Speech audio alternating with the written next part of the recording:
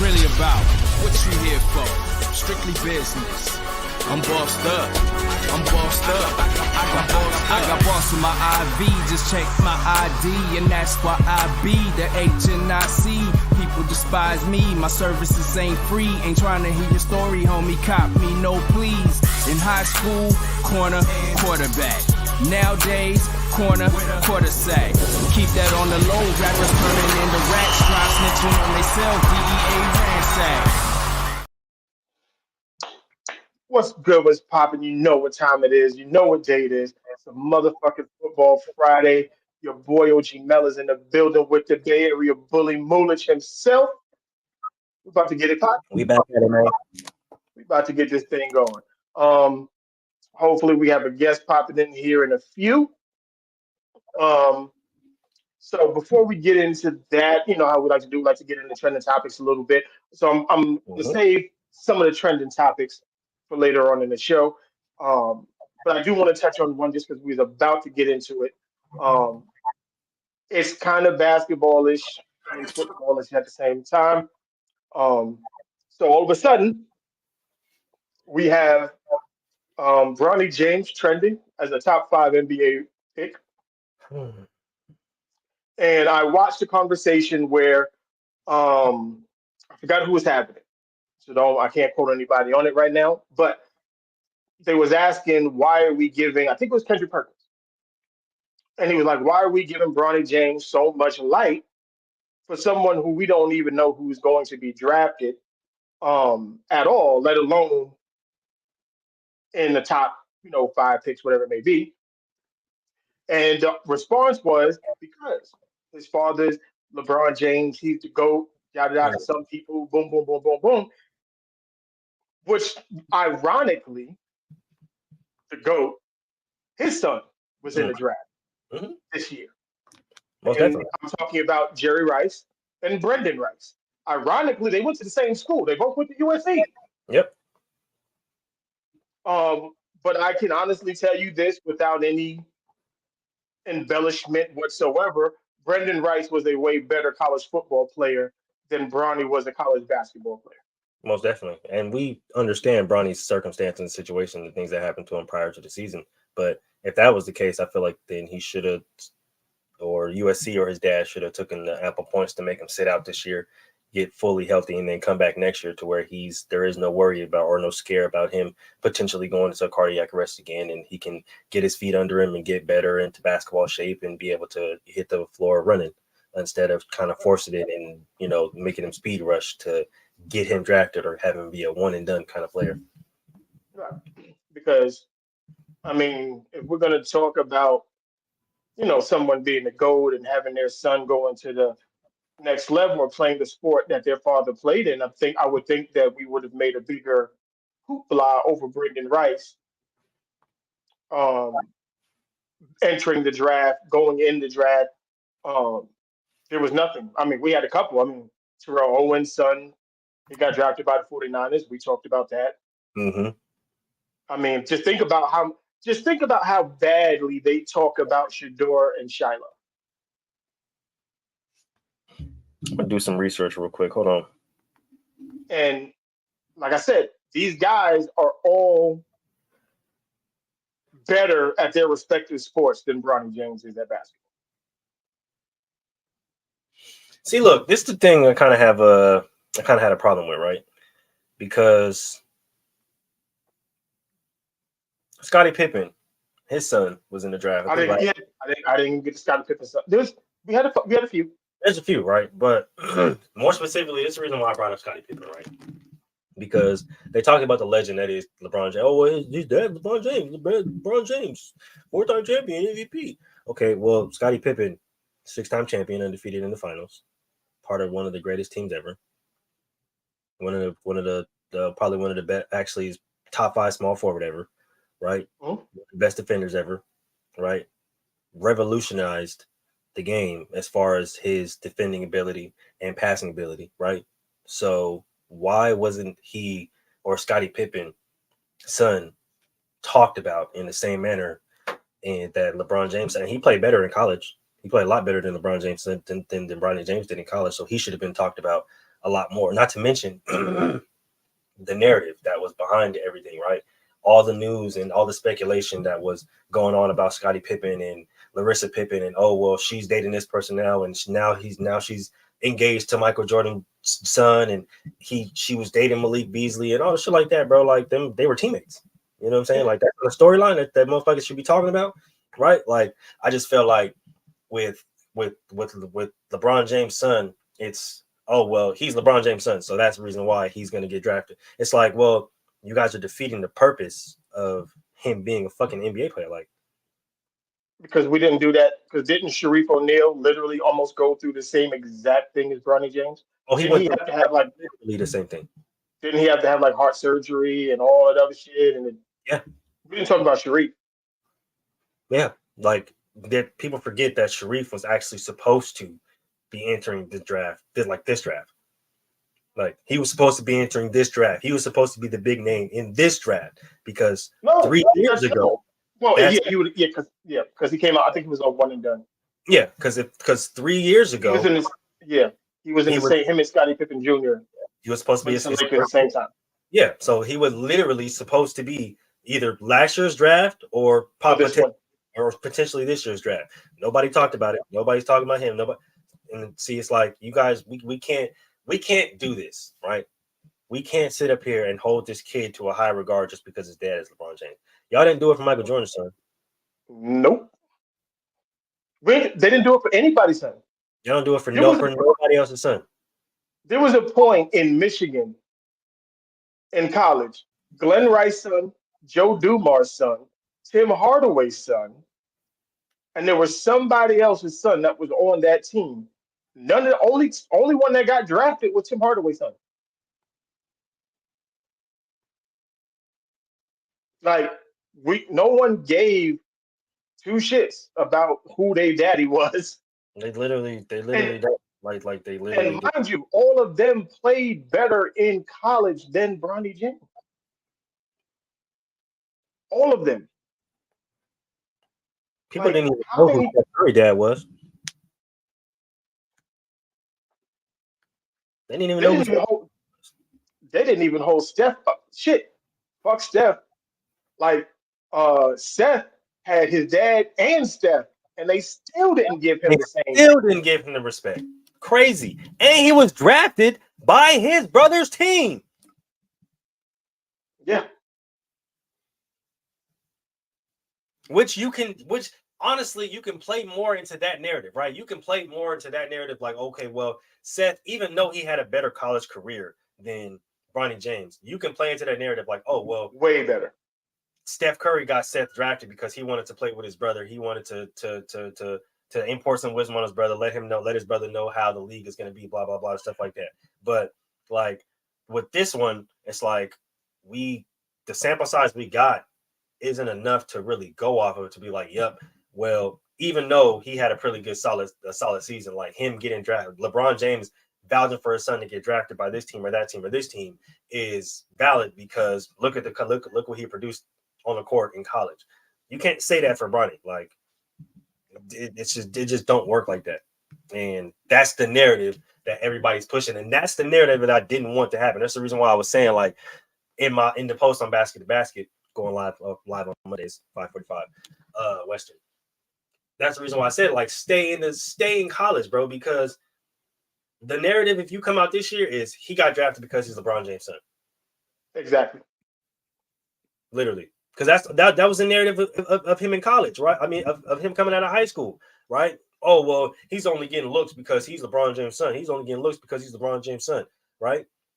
That's what it's going to be like, right? Unless people, because this is the thing, right? This is the thing. I hope y'all keep the same energy. I hope y'all keep the same motherfucking energy because he got another one coming. Where's Randy Moss's son at? In the UFL. Exactly. Mm-hmm. Exactly. Yeah. And he was better in college than Bronny James. National champion. So, look, man. Half y'all didn't even know who Patrick Surtain was. Literally. Like, come on, man. Like, we got to stop this. Like, Bronny, and this is no disrespect to Bronny. I hope he has a good NBA career. But he's not getting it. He's not achieving it on his own merits. He's not. He's getting it based on what his father is putting out there. Gary Payton II. He's a great defender like his dad. Yeah. Yeah. Y'all didn't gas him up and all, nothing like that. Nope. Kenyon Martin's son. Literally. Baller. Because he's going crazy in Portland right now. He's actually developing. Patrick Ewing's son. Patrick Ewing's son. Like, we can run the list. Out of all of them. Or they didn't do this. They didn't do this for everybody. Honestly, because the Booster Twins is going crazy right now too.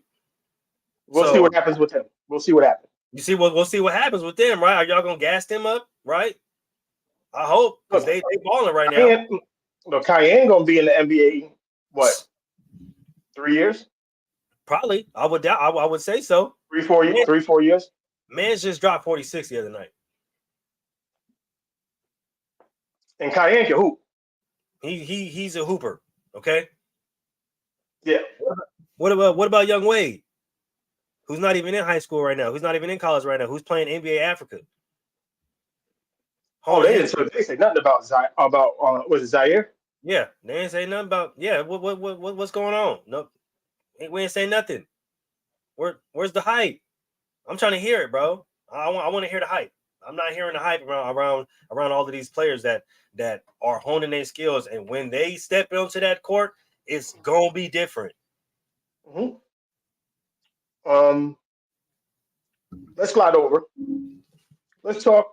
The NCAA has, at least there's a report that says the NCAA has agreed to allow schools to directly play players in college sports. The NCAA will pay up to $2.7 billion in damages over the next 10 years to past and current players. They also have revenue sharing plan with athletes worth up to $20 million per year. This is on ESPN.com. Shout out to Reggie Bush for getting his Heisman back and all that good stuff. Absolutely. My issue with this NIL stuff, is that this is what it originally was supposed to be about. If you exclude the schools are allowed to are allowed to pay players in college sports, I don't agree with. Mm-hmm. What I do agree with is the NCAA cutting the players in on revenue sharing, most definitely, and those types of things. Like, if I play for Alabama and we are playing in a bowl game, the money generated from that bowl game, I think the players should get a piece of that. The TV rights, the players should get a piece of that. It's really just that simple. And we talked about it on backstage, where I believe if you give every player 2% of every nationally televised game that they play in, as well as whatever local stations they may have, and you put that in an let's say you play 3 years, you accumulate money over those 3 seasons. They put it away once you graduate or leave school or go pro. They put it in an escrow where it can accumulate interest, and you can't touch it until you're 35 years old for a piece of it, 45 for another, 55, and then 65 at the age of retirement. That makes sense. To me, that makes more sense, because this also helps the players that don't necessarily go pro, but have a chance to have that type of money available to them as they get older. I feel that most definitely. I think it's interesting, right? Because I know you guys see a special guest pop in. We'll get to him in just a second. But I think it's interesting that this is happening. And I'm glad our guest popped in here because he should definitely have some insight on here on this. Being though he went through the college system personally.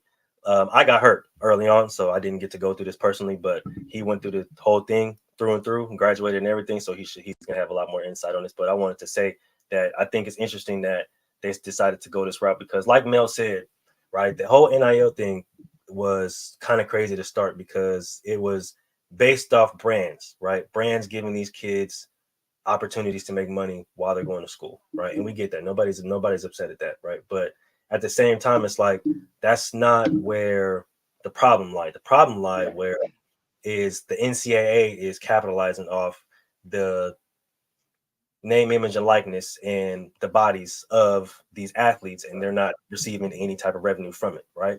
Now, them doing the 360, like, oh, well, we're going to just start paying our athletes now because, like, I think that it's the right thing to do. It's like, well, that's what y'all should have been doing, right? And even with the whole NIL thing, y'all should have been having people, financial advisors, counselors, whatever the case may be, coaches even, to step in and be like, hey, yo, like, we understand that you want to give these guys opportunities, give these kids opportunities to make money.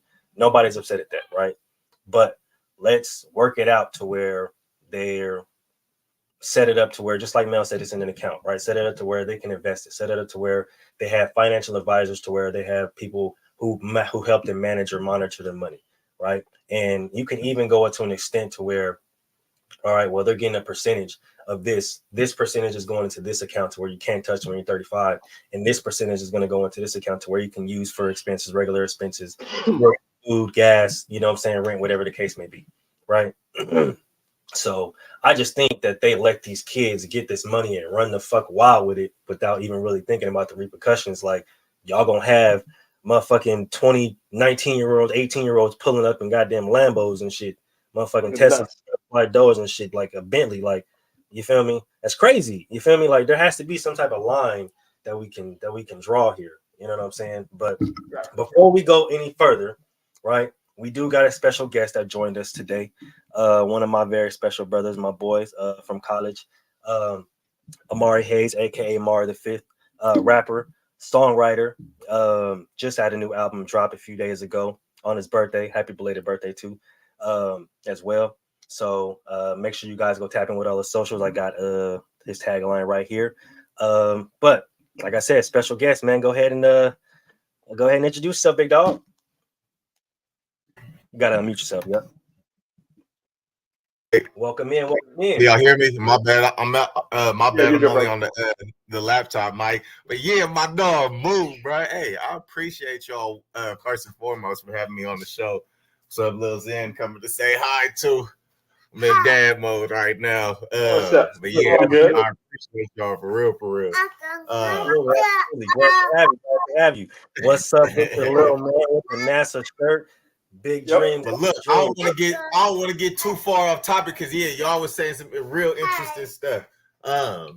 It's wild, the shift that's taking place because when we were there to begin with, everything you just said would have been so key and so necessary for all the young athletes that get to that college level. There was probably one or two financial discussions we had. You know what I'm saying? And you're still getting, even this is before NIL. This was like a year or two before NIL started. But it's like you still getting the scholarship money. You know what I'm saying? So it would still be very helpful to teach lots of us, don't just, like you said, trick this money off and spend it. I ain't gonna lie. Lots of athletes, many of them, we didn't, you know what I'm saying? Looking back at it, it's like we should have left way more in our savings account. But nah, life ended up happening, you know what I'm saying? And lots of things that stood away, and you start to realize that, this shit is just a job right now at this level, kind of. If you're not fully okay. Hi. They see you do that. Hi. What's interesting about the move that they just made is, like y'all said too, if the NCAA can cut out part of the middleman of the NIL process, I feel like they could they could of course come up because I mean shit, these football players, the football teams, no matter how bad these teams are too, they're making the school's majority of the money most of the time, a large percentage of it. And like what Moo was saying, they're capitalizing every single week, especially during the season, off of these teams. So yeah, once again though, I appreciate y'all for coming in. I'm definitely gonna be chiming in more. Let me calm him down and listen to the conversation a little bit more and everything. I'm in for show because there's definitely a lot I've been wanting to talk about when it comes to that NCAA process because it's wild. It's definitely wild. Definitely, most definitely. It is, and the way I look at it is, I'm not a fan of a jewelry company, Prada, and all of them coming in and giving brand deals to athletes. Because I think what happens is you're allowing too many outside entities to now enter in. Because we'll take, who was it? Marvin Harrison, who had the Louis Vuitton cleats. Yeah. That's too much. Because if the goal is to make a cleat, I'm like, cool. We already have sponsorships with Nike, Adidas. We already have those, Jordan brand. Then we can reach out to Jordan brand or Nike or Adidas if you want a signature shoe, or if you want a signature cleat. We can do that. You shouldn't. You getting money from Louis Vuitton kind of starts.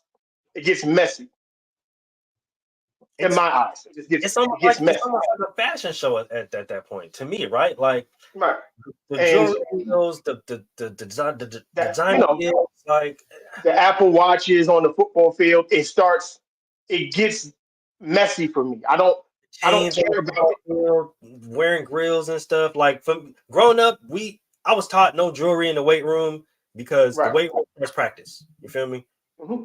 Like you can't wear that. You know what I'm saying? Like jewelry, grills, chain, take all of that shit off because you're not ready to. We couldn't even wear earrings. We can. I'm Mel. I'm telling you, like if you just got your ear pierced type shit, you better put some tape on it. You feel me? Because if my coach I had coaches to where if they seen that shit, bro, they will make you go to the locker room, take that shit off, and then come back to the weight room. But you're not coming back to lift. You're coming back to run. Because and I'm not. Where the conversation started about the name, image, and likeness, and where it evolved to are two totally separate things. I think so too. I don't want, it's hard to then, because we saw it with Caitlin Clark. I'm not Caitlin Clark, with Angel Reese. Where Angel Reese all of a sudden is making $2 million a year, and she doesn't want to go to class no more. Because at this point, if I'm making $4 or $5 million, fuck, I need to go to class for. Come on. I'm making. Caleb Williams was the second highest paid person on the USC campus. Mm-hmm. That's crazy. That's insane. No, that's definitely nuts. I see on the benefit side, you know what I'm saying, athletes, in a sense now, they can strategize and not necessarily have to worry about making it pro. You know what I'm saying? Lots of these athletes can now, secure their future, secure their family's future right there when they secure their college degree and everything, and make that same type of money and likeness. Because at the same time, is it gonna be worth it? I guess image wise, I don't want to say image wise like that, but we see how Caitlin's being treated, you know what I'm saying, in her respective league right now. And all that, so it's like it's definitely a two-edged sword right now. How do we teach these young kids to properly use their money? You know what I'm saying? But at the same time, how do we continue to appreciate? Like, okay, once again, they don't have to worry about making it all the way to the league now. They don't got to get to the NFL. They don't got to get to the NBA. Okay, but with that being said, that's true and not true at the same time. Because we're talking about maybe 5% of athletes. Because when the name, image, and likeness thing comes about, everybody automatically rushes to, the college football players and the college basketball players? Yes. Most college teams have more sports than just basketball and football. Basketball and football, yeah. You ain't even looked at the track athlete, dog. The track, softball, baseball, hockey, like volleyball. Like there's a lot of other sports that are happening. Tennis, lacrosse, right? Water polo. So then, how does that money get deviated?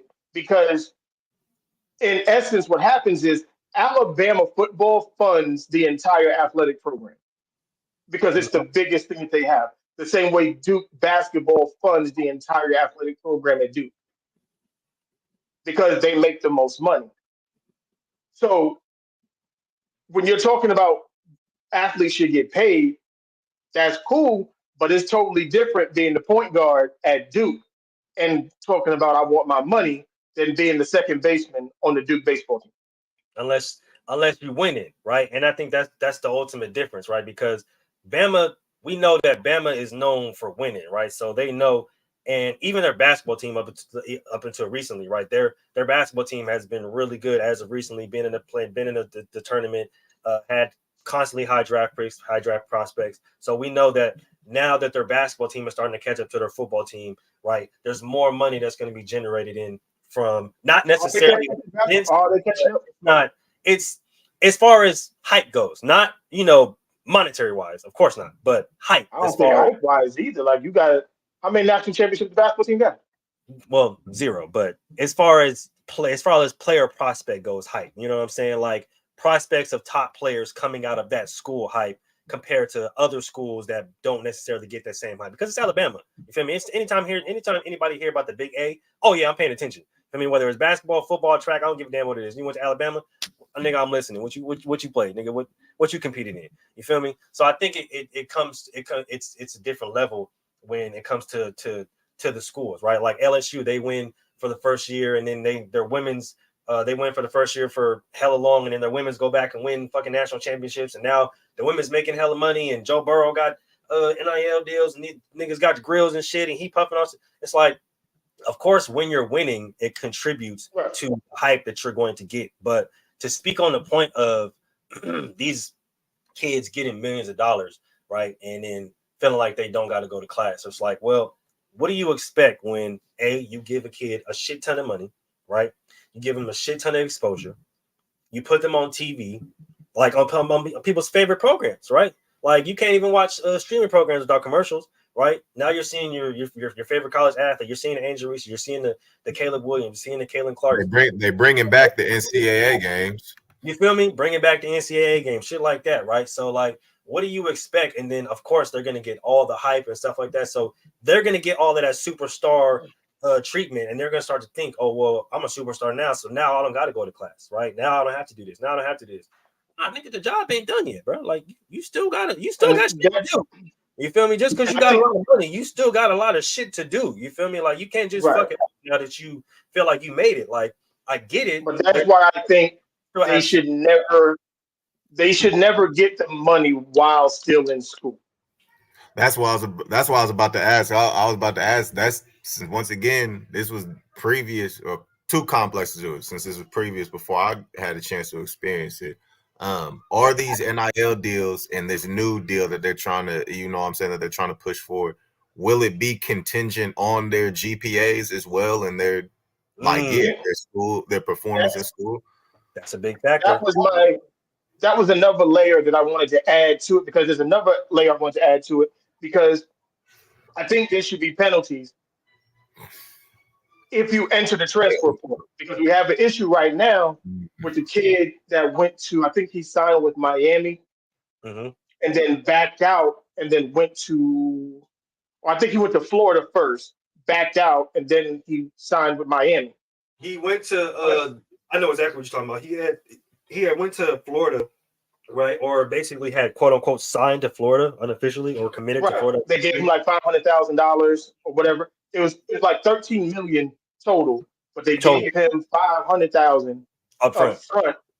He hit the transfer portal, left, and then I think he's either in Florida. I forgot however way it went. Yeah. So but the story was he got the money And then as soon as he got the money, this nigga had them like come down to the school in which he was at, and he wasn't there. This nigga was already in Florida. You feel me? Like already in Florida and was talking to that coach. Nigga already cut. He was already cut out. Was already in Florida, ready to commit to them. So you feel me? That was the big thing that was going on there. And with that being said, I'm like, if you receive an NIL deal, the way at least I would fix it would be this: if you hit the transfer portal, you cannot transfer again for 1 calendar year, 12 months, and you cannot be offered a scholarship because you forfeited your scholarship at the last school, and the school that you're going to, they shouldn't have scholarships available because their roster should have already been filled out. That's true. So, and on top of that, if you took NIL money, you should have money to pay for college anyway. So for those 3 semesters, you have to pay for school. You got to come out of pocket. That's all I got to say for anybody who want to complain about that college and $1 million. I mean, I know you niggas be having money. I see that. And I also believe one more thing, and I also believe if you are getting an NIL deal, if you're getting $13 million, I'm not giving you a scholarship, bro. You paying for college yourself. Look, because Mel, thank you for that transition, because why would I give you a scholarship if you getting NIL money, G? I'm not giving you a dime. You feel me? And it's the thing, right? This is the thing. To even go towards, right, that the new NIL or the new NCAA rule to where they're paying for money, right? And you can even go back to the original NIL, bro. Like, y'all, like, that's the reason why I've been saying y'all fucked up by giving these motherfucking little ass kids, and that's exactly what they are, going into college, little ass goddamn kids. Hella fucking money without any goddamn guidance or without any goddamn with really no foundation whatsoever. Because, bro, there's no way y'all gonna tell me that you got a whole bunch, you got limited scholarships, but y'all out here giving millions of dollars in brand deals. It's like, well, take that NIL money and put it towards these niggas' school. So now the school has actual scholarships that they can give to other students that actually need it. That's not going to get an NIL deal. You feel me? And that's what I've always. That's been my argument. That's not getting NIL money. And I definitely I like that perspective, because Moo, you already know us going through the JUCO process. We had it rough, actually rough. We had to live real, especially California JUCOs. You're a normal citizen and you playing football on the side. You got to pay for your own job in JUCO. Man, so, exactly. So look, lots of these students, or lots of them, like you said, that are at these 4 years, they're on scholarship, or they're getting that benefit right immediately after high school. And I'll be completely honest, like, yes, it's something, the overall conversation that we have in that. Come on, man. I used to look at some of these athletes like, bro, we get free money every month, and we still like we still have enough to maneuver around, and we don't have to worry about our food. We get free food. I'm glad you are on. I'm glad you're on the mic right now, because I've been arguing with people because everybody called me a liar, and I'm like, listen here, I've been at a Division I college. Okay. Been there. I've been at a JUCO, so I understand what both look like.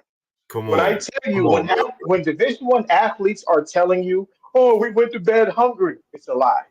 It's a lie. It's a lie. It's a lie.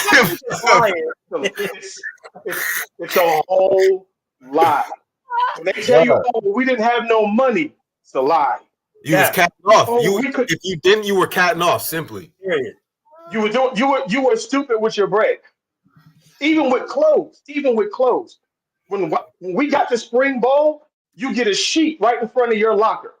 We was a Nike school, so you get a sheet right in front of there, and you check off what size you want: sweatpants, sweatshirt, hat, t-shirt, sneakers, all of this. You check it off, and when you come back in 5 days, there is a box with your name on it with all of the shit that you checked off. Gloves, cleats. Like, Hey, we're not going to, like, and everybody was arguing, oh, that's crazy. No way that, there's too many Division I kids. I said, cool. Know how I know y'all don't watch? How many of these dummies did you see come into college with no tattoos? And then in 4 or 5 months, got arm sleeves and every damn, how do you think they pay for that? I seen it with my own eyes. I seen it. That's how I got some of my tattoos. Yeah. Oh, what? Oh, look, come on, bro. I participated. Okay, niggas was spending their money to catch up to me. Okay, I seen it with my own eyes, and mind y'all, right? I didn't go to a D1 like my two brothers right here. I went to a D2 when this shit was happening. Okay, come on, bro. A D2. Okay. Yeah, like this is gloves, visors. I walked onto campus and they handed me a new pair of Adidas Audi Zeros. As soon as I walked onto campus into the locker room, come on, new bro. pair of Audi Zeros, bro. Just like that. Brand new realistically, the only argument that athletes can make when you boil it down is simply the fact that it's like the ratio proportion wise making of the money wise is off, but niggas is not you good agree and all that good. type of shit. Yeah, we good. Like when Shabazz Napier was talking about, oh, we go to bed hungry. Da, da, da. No, you didn't, because my cousin played basketball at UConn. Dum dum. I know exactly what was happening at UConn. But like, if you are a student athlete, you get 4 meals for free every day. 4 meals every day. You get 4 meals free. With the to-go boxes. With the to-go boxes. Come take as much as you want. Like, so we're not gonna do that. Like, that's crazy. Like, come on, man. And it's the thing, right? This is the thing that always gets me, right? When they say, "Oh, we go to bed hungry," it's like, bro, no, you don't. Because here's why. Here's how I know y'all lying, right? They give you this card. For everybody who don't know, I'm gonna give y'all the game real quick. They give you this card, right? And on this card, you walk into the motherfucking cafeteria, you scan this card. I don't know how everybody else works, but you scan this card, right? And normally they got the little restaurants inside, you feel me? But then they got the actual cat food that's part of the school, right? That school food, you feel me? Which ain't half bad, right? Depending on where you go, that shit's actually gas, right? That school food, you can go back as many times as you want, all day, every day. All day, every day. It's always at least now, because my daughter graduated from Townsend, and she would go into her cafeteria. They had Panera bread and all that. You can still eat there. Yeah, you can still eat there. You just gotta scan it. Now, let's not do this. As former athletes too, y'all. The letter came up actually like a couple months ago talking about this. Since we have been part of that NCAA system and all that, and the changes going on, and since they pushing so much to pay these players, or us as former players gonna get paid too. I said I'm checking. I want my bread. I had a letter came in. A letter came in like I said a couple months ago talking about it. They about to start trying to. So hey, as a former player, I need that. In the mail, man. Hold on. Let me go check the mail today. Okay, so let's get on to the meat and potatoes of what today's show is supposed to be about. You got 3 football players on the panel, so it's gonna be a slide. There's gonna be very biased. I'll tell you that right now. But truthful, biased but truthful. So we understand how Austin Rivers was talking about how he could find 30 NBA players that can play in the NFL. Mm-hmm. I think that number is absolutely ridiculous and crazy. Absolutely asinine. It's stupid. It's very stupid. But now we have the track dudes entering the chat. So the track dudes were said. Now, this is what they said. This is what the track dudes said. But in fact, hold on. I think I got it. I think I got it. Hell no. Because I don't want to misquote nobody. I don't want to misquote nobody. No, we definitely don't want to do that. Let's you go here. I've been waiting for these I've been waiting for this motherfucking conversation, bro. I don't understand how it's a Oh. fucking conversation, bro. I don't understand. It's really not, but we're gonna get to it. We're gonna chop it up right now. Don't worry about it. Oh, we gonna get to it because these niggas keep talking like it's good. Everything is all smooth and dandy on the field. All right. All right, let me see if I can load this up.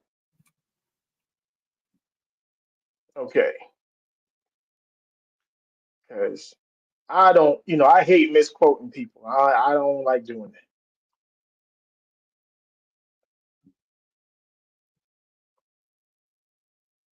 I just think just because they tall and got bad knees that they can play football. All right.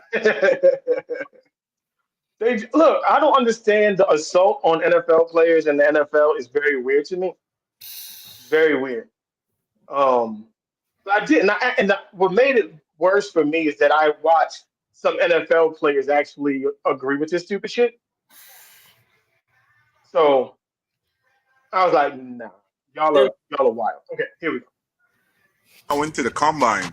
I ran 4.22 in my sweats and some street shoes. Come on, Tyreek Hill, you got no chance. Man. I want to emphasize the prowess athletically we have in track and field in comparison with football.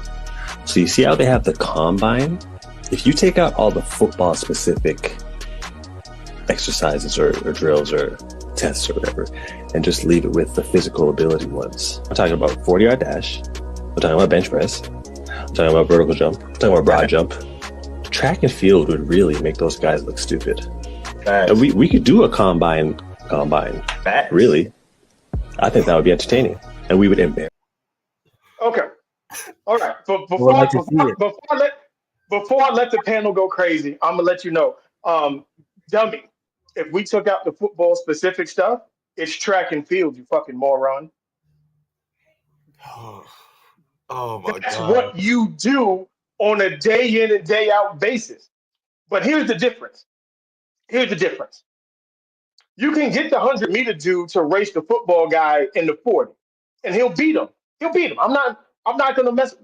But he's not going to then go to the long jump and then to the broad jump and then to the bench. The football player is doing all of those things. So not only is he going to run the crazy fast time, he's going to get on the bench and push out 220, 25, 30 times. Then he's going to broad jump 12 feet. He's going to do all this, and he's going to be bigger than you and just as fast as you, stronger than you. You have to get 4 other dudes to do all the other shit. Because the broad jump dude that you're going to get, he can't sprint with me. The strong dude that you're going to get can't jump and can't run with me. Football players are all of those things in one person. I'm going to let y'all go now.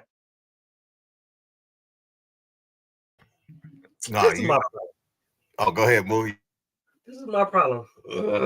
This is my problem. Oh, this is my motherfucking problem. First of all, okay, just like Mel said, if we take away all the football shit, okay, it's literally just us doing track workouts. Okay, it's us doing track workouts. Okay, which I've done. All right, you talk to a state champion in track. Okay, so watch your mouth before y'all get in the comments and talk crazy. Okay, let's talk about something real quick. If we did combine for combine, I swear it's going to be embarrassing, but it's not going to be embarrassing for the football players. Okay, you can't take out the football out of a combine. That's the reason why it is a fucking combine. Okay. If you take it out, it's track and field. If you take it out, we're literally just out there fucking running and doing fancy bounding. That's it. Why would we do that? That's a fucking waste of time. If we want to do that, we would pop up at a nigga practice. Okay. We're football players. There's a reason why we add the element of football. There's a reason why they add the element of catching of football, of running through bags, of making specific cuts and reads. There's a reason why they do this, to separate the football players from regular fucking athletes. Anybody who's athletic can go through a fucking combine and shine, okay? We seen random ass YouTubers do this shit all the fucking time. They go to the little NFL workshop, NFL Network workshop, they run a little 40, they get on the little jug machines, they do all this little stupid. Anybody who's a fucking athlete can do some basic ass combine shit. But when you're Exactly. looking at it from a professional scope, okay, when a motherfucking quarterback is throwing a 25 to 35 mile, 45 fucking 50 mile piss fucking rocket at you, okay, from both sides, not just one side, okay, you gotta bow here, bow here, bow here, bow here, and then get upfield, okay. When you gotta sit up there and get the ball, right, cut here, Can I ask you a question while you doing this? go ahead. Have you ever seen a track guy or an Olympic dude go backwards? I would love. I've never seen them run backwards. See, and this the thing. Come on. Because I'm just saying they fast as shit going forward, but I've never seen not one do backpedal. This the thing. If NFL guys really trained like track guys, if we didn't train like NFL guys, we trained like track guys, I promise you guys wouldn't this would not be a discussion. Did they not see DK? Did they not see DK Metcalf racing against the Olympic team? A 6'4", 230-pound dude ran a 10.4 in the 100. Y'all realize the combine isn't just run. I just want to emphasize that real quick before I let my boy Mari cook. I want to emphasize this real quick. The combine is not just running and jumping. Okay, it's not. I understand there's some track guys that are super athletic. Yeah, I understand. There's some track guys that are super athletic, right? And you can go ahead and do a motherfucking freaking 36 or 38 motherfucking vertical jump, and you can probably put up 5 or 6 on the bench press 225. Because I know some track guys who can do 225. All you niggas who go to the gym 24 hours a fucking day, that's all y'all do in the fucking gym is try to bench 225, and then you niggas cut the fuck out. Promise you. Can't do nothing else. That literally you don't do shit else. Okay, so of course I'm not sitting here doubting that a whole bunch of random ass track dudes can go in there and bench 225, but all the other extra shit that y'all sitting here claiming that y'all can do part of a combine, I would love to see it, because I ain't never seen no goddamn triple jumper jump off 2 legs as part of a broad jump. Nah, you niggas need a running start. These niggas crazy. Whole like skip to my loo type shit that you niggas do before you land in a motherfucking sand pit. Okay, I want to see what you niggas got to do during 3-cone drill. That whole combine, that whole combine discussion was nonsense to begin with, because it's like, bro, once again, we're not like y'all just said, we're not asking to compete in a combine. Nigga, are you gonna come play football? Nigga, are you gonna be able to run all that speed after getting hit 15 motherfucking times within the first 5 minutes of the game, my nigga? While also having to remember play calls in a certain pattern and remember defensive schemes or remembering offensive schemes, everything at the same time. I don't know why it's a discussion, bro. It's clear that football is the overall encompassing sport of all these things that isolate certain things. Basketball, NBA. Obviously, the taller, lankier motherfuckers are going to be better. It's crazy to think them niggas can really think they can compete. Go ask a nigga in the NBA just to run a straight line. Them niggas look clumsy as hell. No offense. Thank you for what I say last week, man. Thank you. I asked them to change the direction or anything. They getting, bro. Who remember the clip Draymond Green at the Michigan State spring game trying to play with them at tight end, bro? They couldn't even compete with Division I players, bro. NBA players, if it came down to it, bro. On the football. Let me double back on that one, because Austin Reed said something that was blasphemous, and nobody called him out while he was talking about this. He said that Antonio Gates, Jimmy Graham, and who's the other one? Tony Gonzalez. Yeah. Didn't have football knowledge. Like they never played football. Liar. No, bro, they played football before this. Like, to say that you can take somebody like Russell Westbrook, who has played 0 football in his entire life, and put him on an NFL football field, and you think he's going to do something, is wild. It's crazy town talk. I just feel like these niggas don't understand the mentality it takes to play football, right? Because if you did, you wouldn't. But they don't have it. And the amount of bro. I think that's it to an extent, right? Like, y'all don't have that type of mentality, so y'all don't understand what it take. Like most football players hoop. Most niggas that play football hoop on the side. Like that's their shit. That's their shit. You don't got niggas too many basketball players like, yeah, bro, I'm about to go run some routes real quick, nigga. Go face somebody else. And even if they do, it's flag football. It is not contact. They are not grabbing shoulder pads and helmets and be like, yo, I'm about to go clap helmets with these niggas. They're not doing that. Sorry, you're not going to do it. Every week, I guarantee you find multiple football players talking about, yeah, let's go shoot. Let's go play some basketball somewhere or something.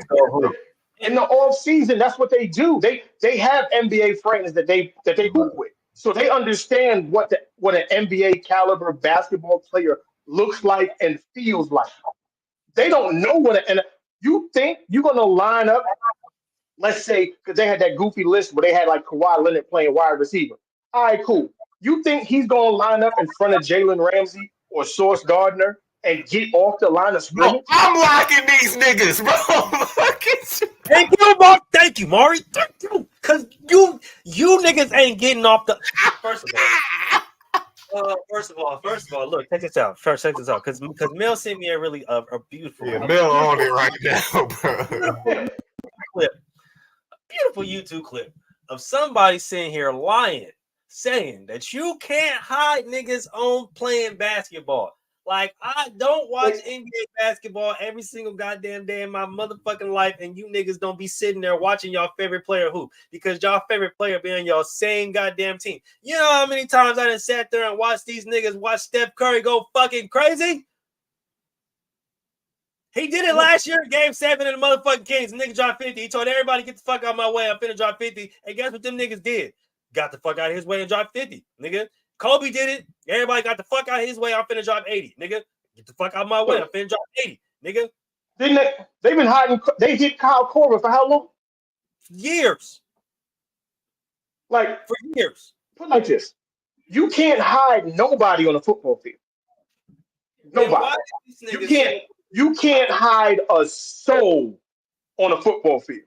He sat up here with a straight face and his whole chest and said that if Darrelle Revis is locking up, or because Darrelle Revis locked up one side of the field, I'm finna cook this shit. Hold on, because that nigga said if Darrelle Revis locked up one side of the field, right, that essentially hides him from the defense, which means that he doesn't have to do anything, but you can't do the same thing in basketball because somebody's going to back cut somewhere, somebody's going to play a zone somewhere, or somebody's going to play man somewhere, and you can't hide somebody on defense. Bro, name one motherfucking time when you playing football and there's supposed to be a corner on that side and he's supposed to be that guy, and that nigga just fucking stood there and let you run a goddamn route. There's a reason why he's locking up that side of the field, you dumbass. There's a reason why quarterbacks ain't looking over there. Because he got that nigga up. You saw how he broke him down when he was talking about the zone coverages? It's like, bro, you don't understand zone coverages then. Like, just because I'm in cover 2 as a corner doesn't mean I just sit right here. That's not how that works. Because I have to, I still got to cover the receiver that's in front of me and make sure he clears out. If he doesn't clear, once he clears out, I still have to read the running back or tight end to that side. Because if they hit the flat, I got to drop. If no one drops, I still got to look inside to see who's coming this way. Mm-hmm. And if nobody's coming, I still got to to the bench because the nigga who just went upfield might.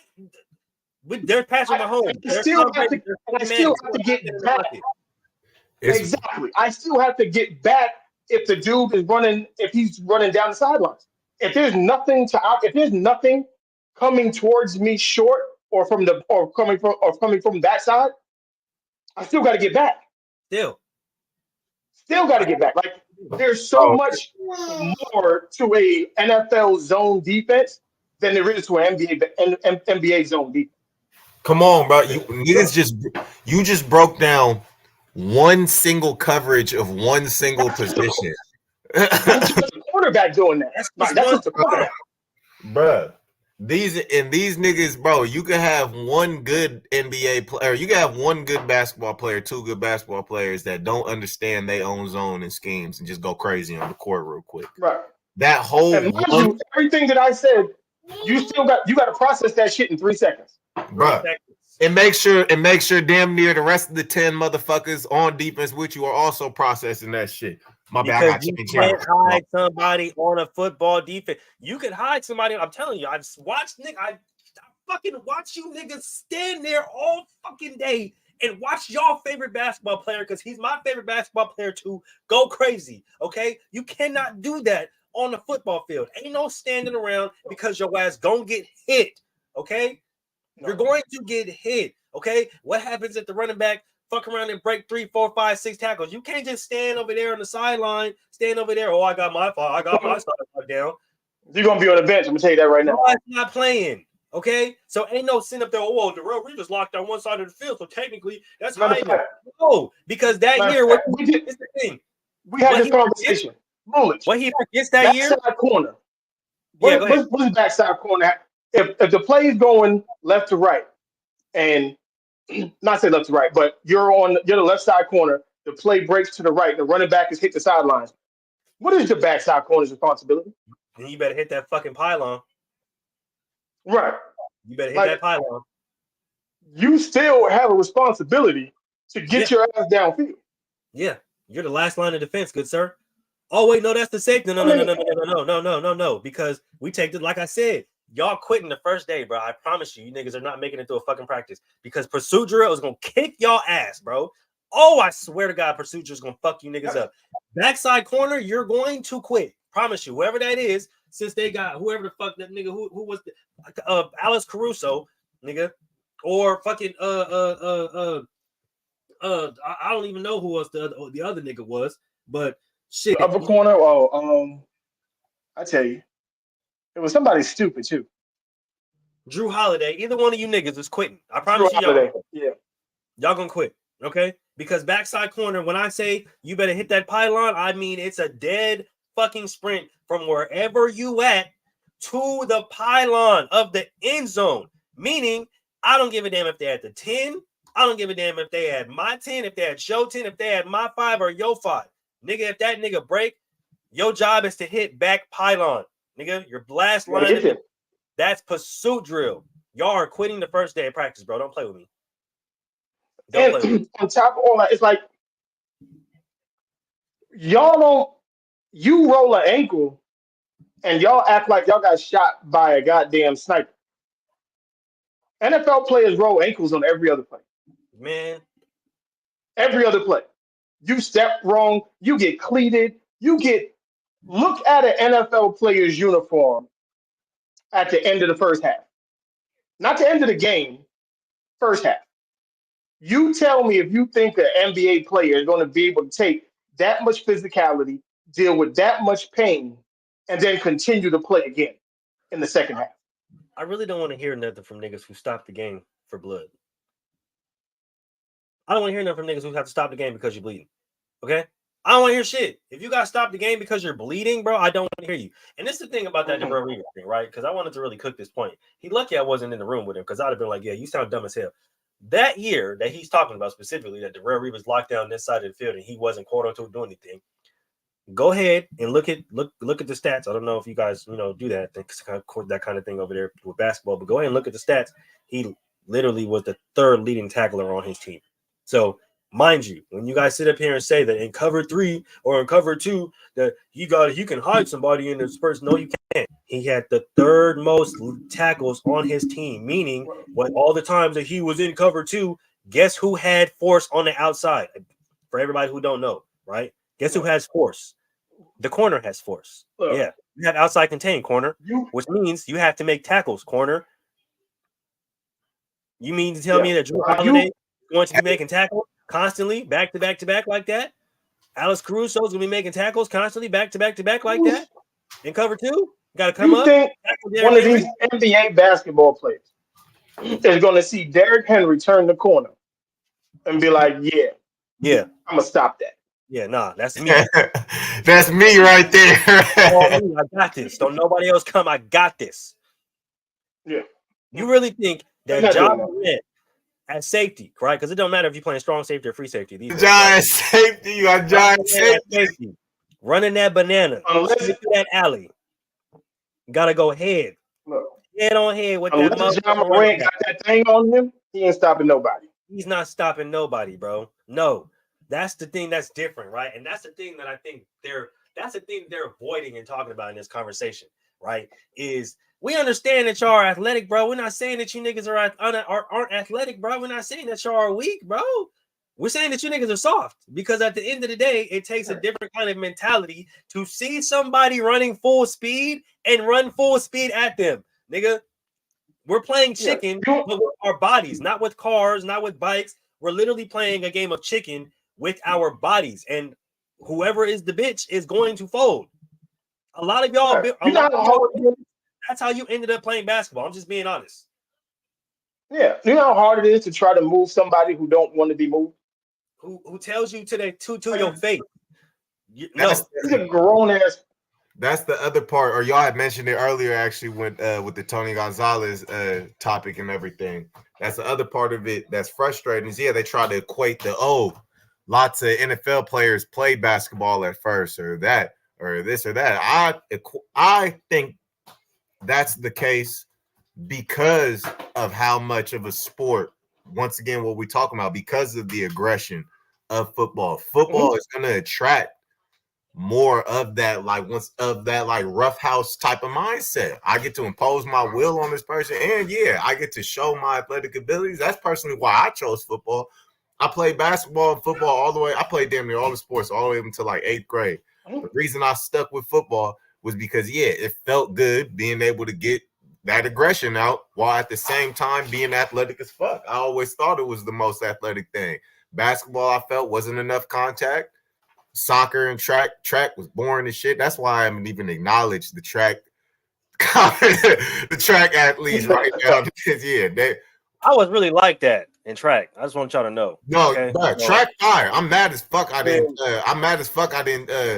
complete it, you know what I'm saying, and take it serious, because it's definitely important. But once again, those are all sports I feel that would make a motherfucker a better football player. Niggas do track in the off season to be faster for football. Niggas play basketball to be better for football.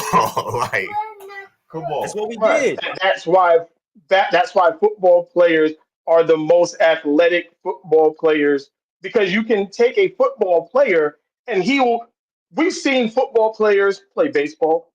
We've seen football players play basketball. We've seen them. We know they're fast, so they could run track. Not saying they'll be the fastest, but you can drop a football player in all of these different. Look at what Bo Jackson and Deion Sanders did in baseball. Like, come on. Like Nate Robinson in the NBA, Charlie Ward in the NBA. Not saying they were stars, but they were serviceable players. Jalen Suggs right now. Like, these dudes are legit players. You are not taking a NBA basketball player and dropping him into the NFL. It's just not going to work. Because when he get hit, Kyrie Irving, look how how smooth Kyrie Irving is. He's smooth with a basketball. He gonna get fucked up if he go on the football field. That's the ultimate difference. That's the reason why I said that's the ultimate thing. That's the reason why y'all don't want to talk about it, because y'all know at the end of the day, y'all can sit up here and flex. Oh well, I can jump ball and they can go out there and do all the stuff and run all the. Yeah, it's fine. That is perfectly fine.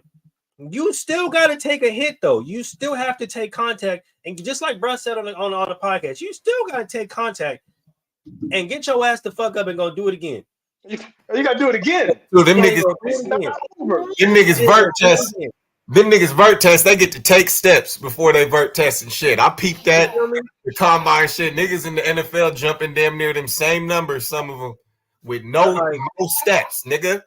No 2-3 steps. Bro. Marshawn said, and I quote, he said, in order to get through your problems, you gotta run through a motherfucking face, right? Because motherfucker not gonna want to take that shit over and over and over and over and over and over and over and over and over and over. and over and over It and over takes and over and over again. It They're takes just a not gonna want special that. kind of crazy to deal with that. They're not gonna want that. And that's my Name last me a point. dude. I don't know a dude that's in the NBA right now. I don't know a dude. I could be completely mistaken. There is nobody in the NBA more athletic than Odell Beckham. Not one. I don't think so. Shit, at this point, nope. Even after 3 ACL tears, I still don't think so. We saw Odell dunking and dribbling the basketball, posting up, hitting jump shots. We saw Odell playing soccer. We saw all of the. We know how fast Odell is. Like we've seen this. There isn't an NBA player that has that same combination. You seen that nigga Because throw most basketball, most true basketball players, like true hoopers, they've never played any other sport. Come on. Facts. You could tell. Ever. They've never played any other sport. So why would you think that they would come into the most physically dominant sport there is and think that they would be successful? That's crazy. That's absolutely asinine. And this is my last point on this, right? Because I don't understand, right? This is the reason why I keep saying stop disrespecting my sport, bro. Because y'all don't do this with baseball. Y'all don't do this with soccer. Y'all don't do this. And soccer's easy, nigga. All you gotta do is fucking kick the ball off your feet, nigga. Oh shit, nigga. Oh my god. You feel me? Y'all don't do this shit with fucking nigga with track. You feel me? Y'all get out there and y'all run your little fucking races and shit like that, but y'all don't do this shit with track. Y'all don't do this shit with hockey. I'm watching hockey right now. Y'all don't do this shit with hockey. It's always fucking football. And I don't understand the disrespect. So until you niggas, football is a man's sport.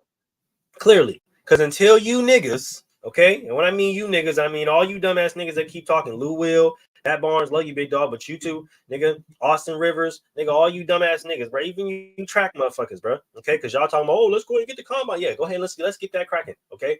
Until you You niggas gotta do that. strap up some fucking helmets on and a shoulder pads and some cleats on. I don't want to hear nothing. Because y'all can sit up here and talk about y'all athletic ability and how y'all able to jump. But can you take a hit, bro? Period. That's all I want to know. Because if you can't take a hit, please be quiet. Y'all gotta stop talking about this. Because until y'all get on the field and I see you go heads with a nigga, Oklahoma drill something, I'm not talking. None of you niggas talk about this no more. It don't even gotta be the NFL. Go to the UFL. Try and make the team. I just want to see you niggas put a fucking helmet and shoulder pads on. That's it. Before y'all start this conversation again, I should see y'all on camera in a helmet and some fucking shoulder pads and some cleats ready to hit the field. And you not about to do that, please stop talking about my sport, bro. Period. Don't talk about my sport no more. Look, we all been in camp and we saw dudes in t-shirts and shorts and he looked the part. He looked very big. Cold. Cold as motherfucker. And then the pads came on. Yep. He was Mari remember this, man. Mari remember this. He'll be able to tell you. Shit, CSN, we had all the fast niggas. We had all the athletic niggas in before we got the pads, man. All the fast niggas, all the athletic niggas. And some niggas couldn't even make it past the Lindenstein. Come on, bro. Mental toughness. Bro, niggas got to run it. Oh, niggas didn't come, nigga. Oh, he dropped out of class. Oh, we're not gonna see him again. Oh, well, nah, he got some problems. These niggas just don't want to play football, bro. You thought you was gonna come out there? They got all excuses. All the excuses in the world. Look, them little suicides y'all do in a basketball gym. Listen here, man. That ain't nothing. So you put your toes on the goal line. And coach standing there with that whistle. And he's like, look, we're going to bear crawl to the other goal line. And we're going to bear crawl back. Let's go. Hey, I got 2 words, and you niggas will be crying and running in your motherfucking boots, nigga. Body rolls.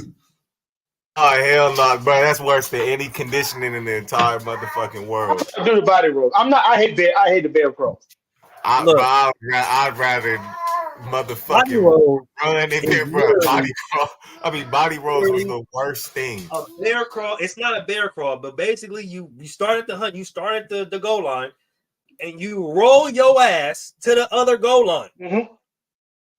That Illinois, goal line, and you roll your ass back, and you got to stay in a straight line, and you start your ass to fuck over.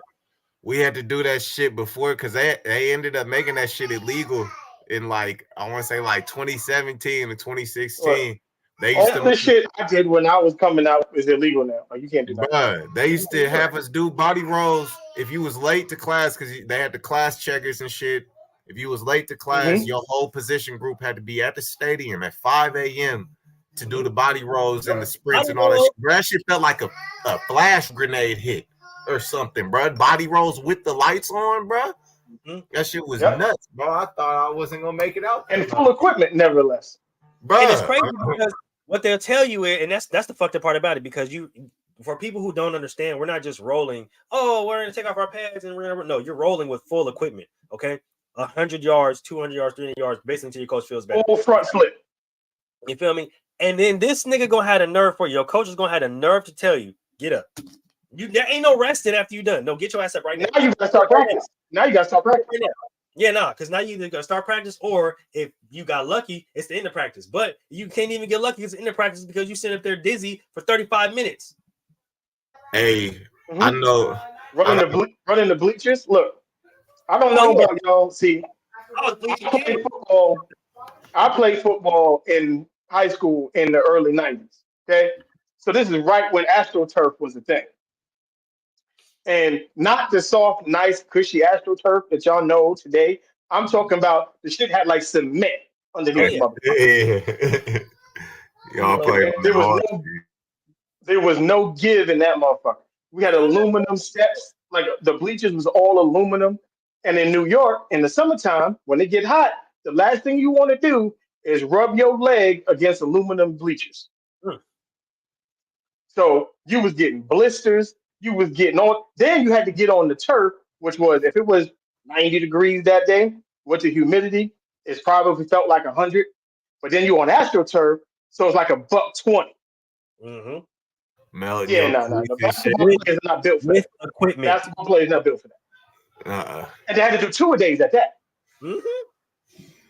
And like y'all said, I thought y'all was done after shoot around. Nah, bring your ass back here. Nah, like you said, in my opinion, the hardest position, granted me being biased, but Moo already should know too, hardest position on the field is a cornerback. These niggas ain't doing nothing backpedaling. These niggas ain't. I don't know. We had that debate. I'm out to. You see how? Yeah, what's up? Corner's by far the hardest position. We gonna run that part 2 debate back. Don't even worry about it. But look, wide receiver. Look, shitty wide receivers make the best cornerbacks. I'm saying that right now. Hey, speaking of that backpedal, I just seen Bronny backpedaling at the goddamn combine, and this nigga just fell over. He looked nuts. You can't look back when you backpedal. When, like, as a DB, you can't look back when you backpedal. So all y'all sitting here talking about, we're going to go to the combine and we're going to do a combine for combine. Y'all better not look back. I've never seen that. I've never seen that before. You got to have a feel for that. You got to be able to know when you get to that cone how your waist is supposed to move. That's why football players are so dope. Because when you turn, like, if you got bad hips, you can't be a D-back. There's no place for you there is no place for you on the defense if you got bad hits. No place. Because that's where a lot of your be able to turn and react. You got to have hips. And that stiff motherfucker was like, no, you can't do that. You can't do that. Fell over. They're going to tell you too high. All your legs going to be shot because we know y'all don't hit my look. We know y'all don't squat. My coaches don't hit my cone. Don't hit my cone. Don't touch my. Don't touch my cone. Don't touch my cone. Okay. That was funny. Keep your ass off my cone. Okay. All right. Ain't none of that bullshit. Don't touch my cone. Don't touch my equipment. All right. Because I'm going upside your head. All right. I'm telling you, y'all legs will be burnt out, bro. Because your coach is going. Anybody who think they playing DB, I'm sorry, you're done. Okay, because first day when we sit up there and go over technique, and that nigga you sit up there and yell stance, and you gotta wait in that stance for 5 minutes, just sitting there, bow in the stance, don't move. Yeah, no, you niggas is quitting, bro. I said y'all not making it out of OTAs, bro. Y'all not making it out of OTAs. You're not gonna do it. I don't want to hear it. It's too much. Football is not made for the weak. It's not. And y'all can't Not made for the weak. Y'all can't catch a big ass round cylinder that's way bigger than a foot. Y'all expect me to believe y'all gonna catch a motherfucking football that's humming? Y'all can't catch a pass from Anthony Edwards, Steph Curry, LeBron James, but y'all expect me to believe y'all gonna catch a motherfucking pass that's humming at you 50 miles. What? While running through people. While you have to avoid people trying to hit you and avoid people trying to touch. There's no fucking way you're going to sit up there and bow, turn around, and try to make a no. I'm happy. I'm happy that this wasn't a debate on that topic. I'm happy. Yeah, I'm happy we. Oh no. Yeah. That's why I said in the beginning it's going to be very biased, and truthful. Very truthful. Because I want to all truth. There's nothing wrong being said right now. 5 minutes, stand in front of a jugs machine. I want to see all y'all receivers stand in front of a jugs machine. It's top speed. I would. You know what? I think I might have to figure a way to figure that out. Like, no, y'all think y'all can do this? I'm gonna crank the fucking jugs machines up to 90. That's about average. I'm gonna stand you 10 yards away. Yeah, catch that motherfucker. That's about average. That's what we do, right? Boom. Yeah. Strong hands. Yeah. Catch that motherfucker. Mm-hmm. Yeah. Right in your face. And don't. Yeah. Don't. And if you miss it, you can't move. Nothing. Be talking like shit, ultimate frisbee or something, bro. Like, stand in front of that jugs machine about 90. You feel me? 95. You feel me? For the pros, that's what the pros start off at. You feel me? That's a warm up at 95. Mm-hmm. You know what I'm saying? And they start off and they don't do 10 yards off. A lot of them just right here, right in front of the jugs machine. You feel me? Right here, bow right in front of the camera, right there, that close. So you feel me? That's just about starting off. So yeah, go ahead. Let's go ahead and kick that joint up to about 90, 95. Have y'all go ahead and catch some balls on the jug machine and see how you do. You feel me? Yeah. Left hand. Then we're gonna work left hand, right hand. I was gonna say then we're gonna work singles, left hand, right hand, right. Then we'll work angles, top, middle, bottom, outside, inside. I don't understand what look. And then we're gonna do nutcrackers and Oklahoma drills. That has made more successful basketball players than anything. Anything. You got to sit there and see the Oklahoma drill is really what does it for most basketball players. Yeah. Because you got to man up. Right. See, nutcrackers is a little goofy sometimes because you could kind of like you can cheat with nutcrackers. You can cheat. A little bit. There's no cheating in Oklahoma drill. You can get your ass dipped on. Yeah, you gonna have to. There ain't but so much room, ain't but so much space, and you got to pick your nuts up. And so, for that one person that sat there and said that De'Aaron Fox would play special teams, you want to know my absolute favorite special team drill, the Gauntlet drill, 1v3. Hit the bag. The thing is, he never classified what De'Aaron Fox would do because I'm like, are you saying he's going to return kicks or go down on kickoff? Because those two things require a certain skill set. And if he's going to return kicks, he's going to die. And if he's going down on kickoff, they're going to cart him off and take him straight to the hospital because it takes a maniac to go down on kickoff. That's why we labeled our kickoff team kamikazes for a reason. Mm-hmm. I volunteered for kickoff. That was my shit. They were like, "We need kickoff." Hey, I don't care where you put me. Just let me go, please. I volunteered. Kickoff was fun. Kickoff return. I hated that shit. Now. Fuck kick return. Yeah. Come on. Kickoff was hella fun. We're coming.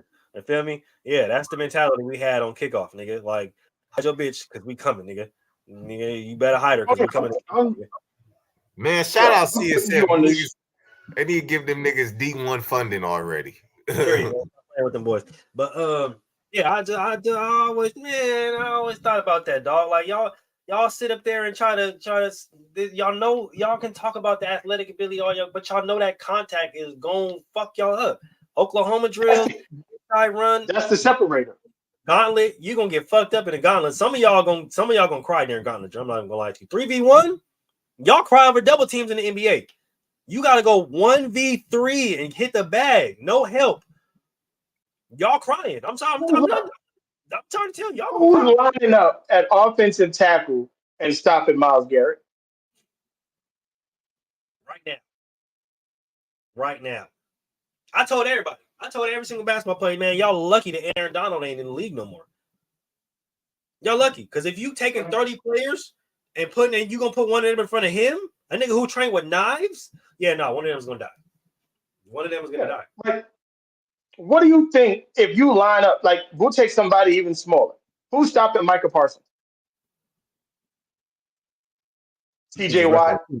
That's a super wrestler, by the way. Like TJ Watt. Like, what do you think is going to happen there? Like, you don't even know how to get in a proper stance to even do it in the first place. Y'all got to go backwards too, mind you. You got to go backwards. Pass pro is gonna be terrible. Terrible. Horrible. The time they say height, that defense ain't gonna be so past you. You not gonna. You must be like, I'm not doing this. I'm not gonna do this. Not doing this. Yeah, no. Horrible. You gonna blink. And God forbid somebody actually really want to ingratiate you into the NFL experience and actually hit you. Which is gonna no. Because it's the thing, right? That's the thing. That's what I'm saying. Like, I'm tired of hearing y'all talk about it. Just go ahead and fucking do it because y'all don't understand the mentality this is the thing. This is the reason why football players are fucking insane. The reason why we tell y'all we're fucking insane and y'all don't believe it. Y'all don't understand. If you were to take 30 football players or 30 basketball players and put them in the NFL, right, and say that they would succeed, right?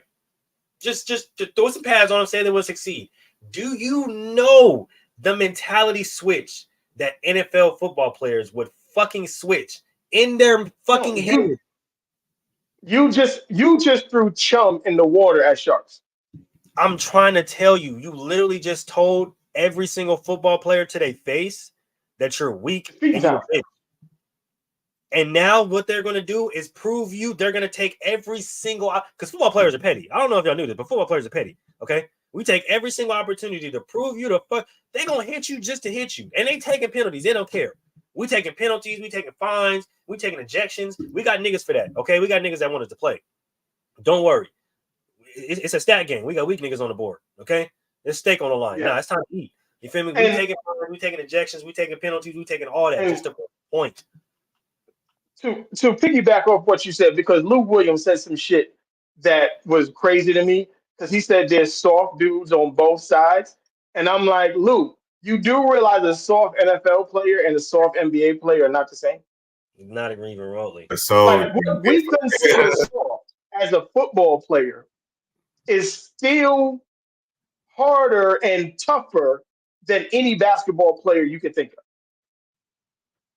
Literally, like a nigga who go for the legs, quote unquote, right, is quote unquote, it's what we would classify as somebody who's soft, right, or somebody who was constantly arm tackling, is somebody who we would classify as soft.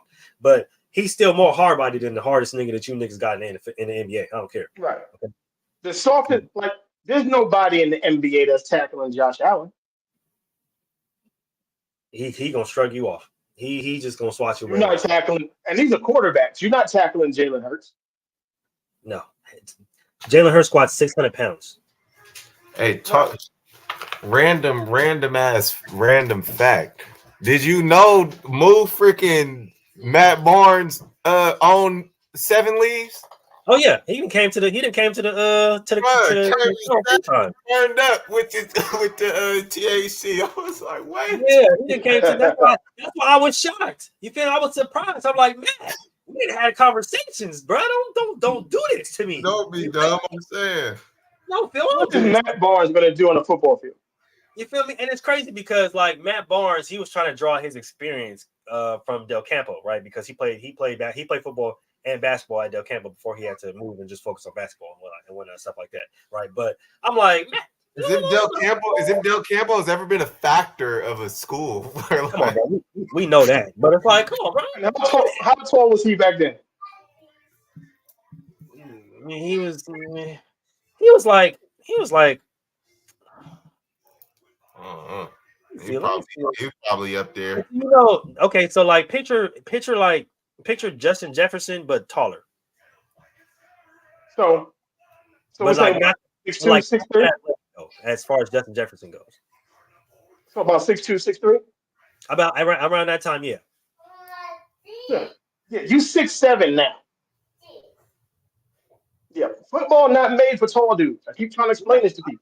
We that's the thing. Like a DB, safety, linebacker, they're gonna take it personally if you just step on the field with them, and they gonna eat your ribs, your stomach.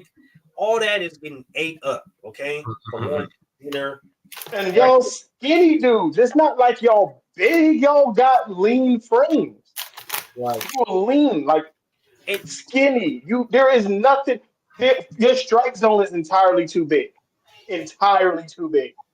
That's why I was like a lawn chair. I was kind of confused by that comment bruh said earlier. Like, am I tripping? I ain't never seen a track nigga hit 225 multiple times. You know what I'm saying? He was. You might get up four, maybe 5 times.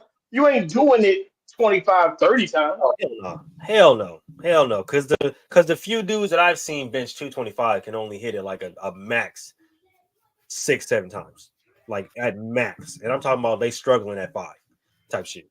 You feel me? Mm-hmm. Like they not sitting up there bouncing that motherfucker off. Nigga, all right, let's go. Like nah, it ain't none of that. You feel me? But like I'm not sitting there saying y'all can't do it because like I said, a lot of you niggas just go to the gym just to fucking bench and don't do shit the fuck else. So of course I don't doubt you niggas. Of course, shit, muscle memory. Like, even Usain Bolt talking about, he ran. I was like, bro, but are you going to be able to run that same speed for football equipment on a football field trying to avoid people? Usain Bolt would get broken in half, bro. Like people keep thinking being fast on the football field is dangerous too. It really don't. Like it really don't mean nothing. Running full speed into somebody is probably not the best idea. Tyreek Hill is still one of the fastest, if not the fastest person in the league. I could have sworn I seen that nigga get bench pressed more than one time on multiple occasions last year during the playoffs. Mm-hmm. Like being fast don't mean shit. Like you can still get your ass bench pressed the fuck up. Like that don't mean nothing. Okay, if you don't come with that physical mentality, right? And I'm not talking about just throwing little elbows and backing your body into people. No, like nigga, you gotta have kind of different kind of cojones to do this. Yeah, because they keep talking about all basketball players are athletic. I was like, cool, but you got to be tough to play in the NFL.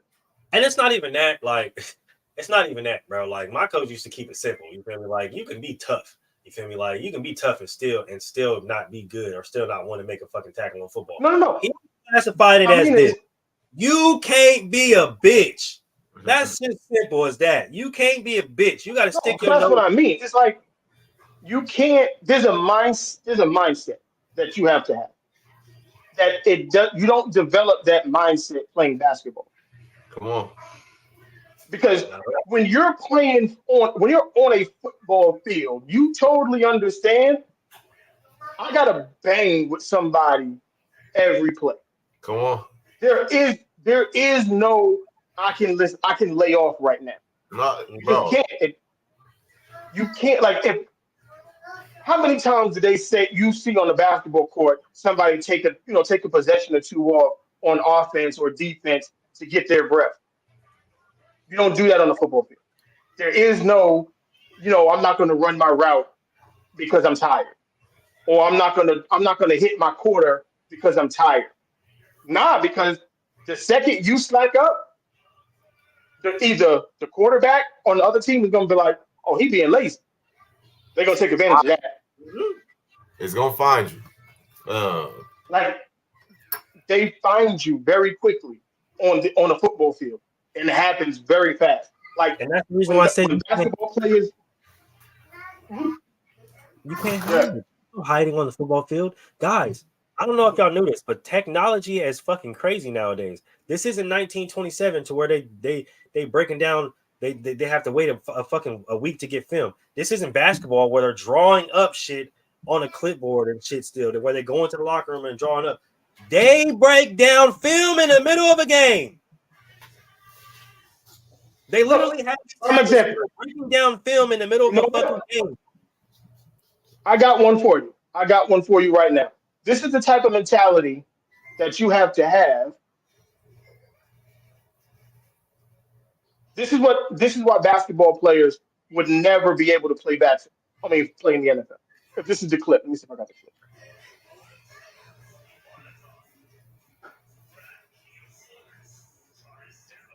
No, it has to be. All right, here we go. I think this is right here. Let's go. What you want to do?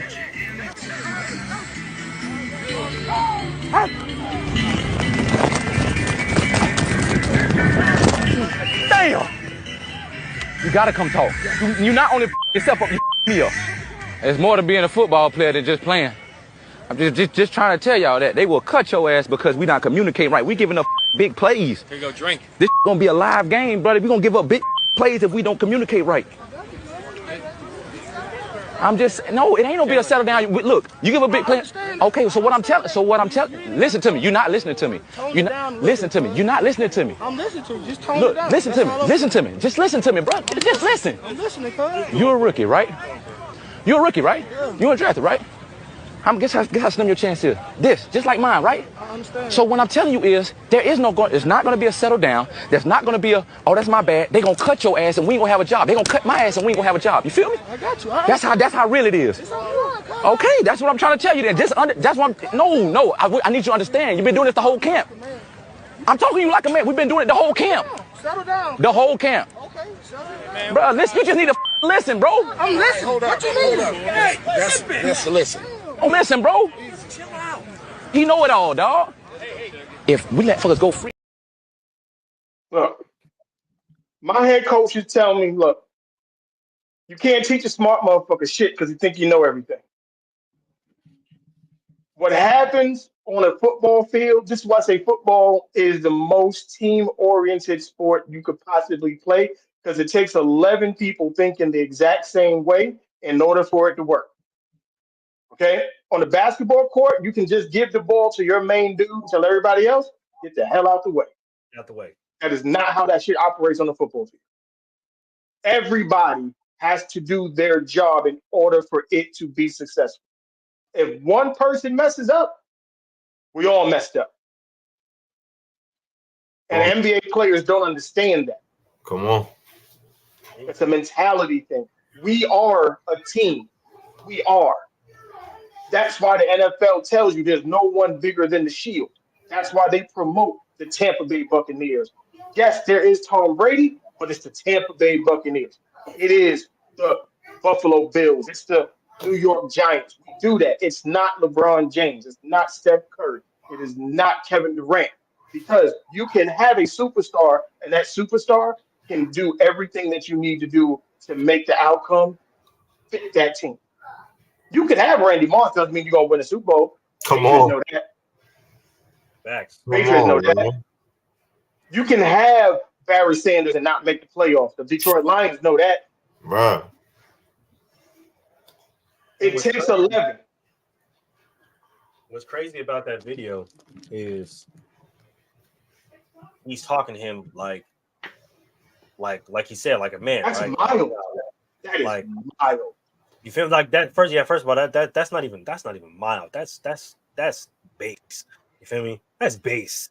That's a base conversation in practice and in locker room. You know what I'm saying? What we doing, bro? Nigga, what is we doing, bro? What the fuck is we doing up here? You know what I'm saying? Like for you to for somebody to sit up there and to call you out like that, you feel me? Like y'all can't even take a nigga calling you out at practice. And trust me, we see the stories, we see the narrative, we see how y'all get in y'all feelings when y'all don't make an all NBA team or when y'all homie don't vote. Like, nah, ain't none of that shit, bro. Like, what you're doing is not only going to affect me, but it's affected all 10 other motherfuckers out here. All 9 other motherfuckers out here, bro, including the coach. You feel me? Because if the head coach or if the GM see him or see me or see you fucking up, then that's the outlook on the coach. Bro, So now he got to get in trouble, and then now since the head coach or since the defensive coordinator get in trouble, now the quarterback coach get in trouble, now the linebacker coach get in trouble, now the motherfucking D-line coach got fired. You saw y'all both saw the comparisons going through it, and I'm sure damn near every football team is like that. The closest thing that comes to the training and the preparedness that football players have to go through was military type of shit. I remember all 100%. The damn military Marine videos and shit being watched from CSM all the way to Illinois. Yeah. And it's because of what, like y'all saying, like y'all keying in on the fact of the mindset. You can't just come and teach these players football in the sport of football. You have to literally instill the mindset of aggression. Like you said, move with Marshawn Lynch. You got to instill that you're going to keep hitting this motherfucker play after play, even when you're not feeling 100%. I still gotta go out and hit this motherfucker. I gotta do it. It's my job. That's way more beyond than just teaching them the sport of football. That's literally a programming type of thing you gotta do. Literally, yeah. Like y'all said, lots of these other athletes ain't ready for that shit. You hop off here to save. I was just gonna say I gotta hop up here soon, y'all, and I want to thank y'all for having me on and everything, talking sports. We appreciate you coming through. We got to shut it down too. But I will please I'm trying to come back on again too when I'm in the when I gotta be in dad mode and all that shit when I'm in the garage. Definitely set up too. So please just keep letting me know whenever y'all got the links, and y'all welcome to have me on and everything for real. For sure. Before you get up out of here, we'll go ahead and promote your new album real quick. Oh yeah. So look, it's on everything. It's supposed to be on all platforms. For some reason, Apple Music is lagging. It should be on there either by tomorrow or next week, but it's on everything else right now. Spotify, Tidal, YouTube. Don't place God in boxes. Once again, I'm Mari the Fifth. Pushsoul.com. Pushsoul, that's our independent label shit. Yeah, bro, y'all go check it out. Real good music, real good conscious shit. You know what I'm saying? And not just conscious. I be talking my shit too. We all be talking our shit. So it's a good balance. You know what I'm saying? It makes y'all want to learn about this good knowledge and good real black culture and shit, bro. Once again, Mari the Fifth. Don't place God in boxes. Shout out to Moose. Shout out to Mel. Yeah, bro. I'm gonna keep tapping in with y'all for real from the sideline. I loved it. Most definitely, man. Most definitely. Thank you for sliding through this. Oh, absolutely. You already know. Enjoy the rest of the anytime. So you got open door policy. So whenever you're ready, we got you. Hell yeah. Thank y'all, bro. Thank y'all. I appreciate y'all once again. Absolutely, brother. All right, man. Salute. And then, I just want to get into it, just like, oh shit, my bad. I lost my damn point. I was going to get to it and I forgot what it was. But either way, it is what it is. But it's just there's a mentality that basketball players just don't have, and you can't teach it in 2 seconds. It takes growth. It's something that's ingrained in you as a football player. And like I said, I'm not saying that there are no NBA players that couldn't be trained up to play in the NFL. What he is saying is he can take NBA player right now and he can play in the NFL, which is a lie. Which is crazy. That is a lie. You can't do that. Not without training. You cannot go into the NFL without training. That's crazy. That's a suicide mission. Like that's literally what he said. I could take 30 NBA players right now and place them in the NFL and they will be successful, not taking into account them having to learn technique, not taking into account them having to learn defenses and read defenses, not taking into account, I think that's the biggest factor that people are missing, the body difference, right? You don't have an NBA. You don't have an NFL body. You don't have a football body. Not even an NFL body. You don't have a football body. Think about it like this: a lot of these guys that are in the NFL right now have been playing football for years. Their body is used to that type of contact. They're used to that type of bludgeoning. They're used to that, to being that type of banged up. And that's how we can bounce back so goddamn fast. You're telling me that an NBA player can come into the NFL and take those hits constantly for over an hour and then bounce back after a week? There's no possible way. That's exactly what I was about to say. You kind of triggered me. But it's like we have to protect NFL players from themselves. Welcome back. Oh, you back. You came in late, motherfucker. It's all good. It's all good. You late, motherfucker. You should have been here earlier. But we have to keep NFL players from themselves. Like, if an NFL player would play with a concussion if he can get back on the field. I mean, Tua did it. NBA players don't play if they tweak an ankle. Oh yeah, no, most definitely. NFL players, if they roll an ankle, get the team manager, wrap this thing up. I gotta be out there in 2 plays. I can't miss more than 2 plays. Man, NFL players play with broken limbs all the time. I ain't never seen a basketball player play with no motherfucking nothing but a broken finger. Sorry. Motherfuckers will break ribs and just throw a rib cage over the top of it and be like, look, as long as I don't get hit on this side, I'm cool. I'll figure it out. Partially torn ACL. NBA players are not doing that. Like, and that's the thing about that video, right, Mel? I want to touch on that video real quick because normally those conversations will start fights in the NBA, right? Those conversations start fights in the NFL, right? It's all good, big dog. We all got to get that money. It's all good. Make that money, brother. Oh, make that money. As long as you came through, we appreciate you. Those type of fights, I mean, those type of conversations starts fights in the NFL. Those type of conversations starts fights in the NBA, right? Like, we've seen how much y'all wouldn't let go of this whole Draymond Green, freaking Jordan Poole situation. We've seen how much y'all wouldn't let go of the whole body court and on his teammate situation. Fights happen at football practice every day.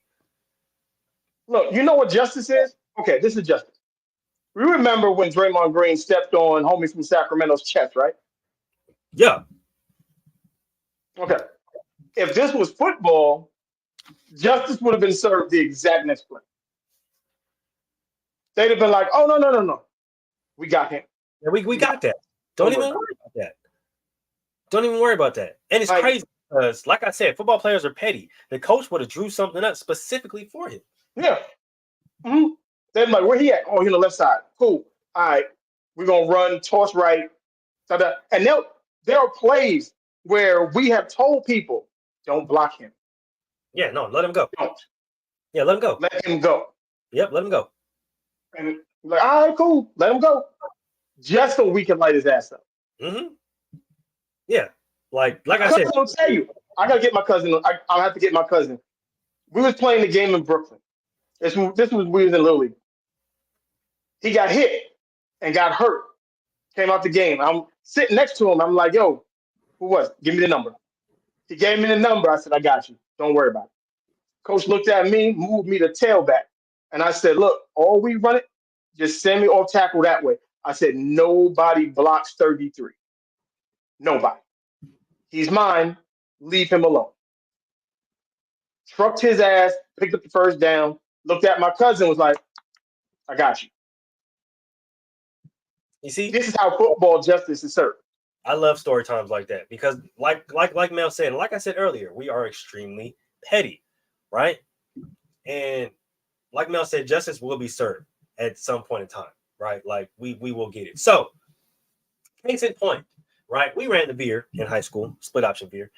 And one of I'm not gonna say the school's name or whatnot, but outside linebacker took a dirty shot at my quarterback, right? Now, mind you,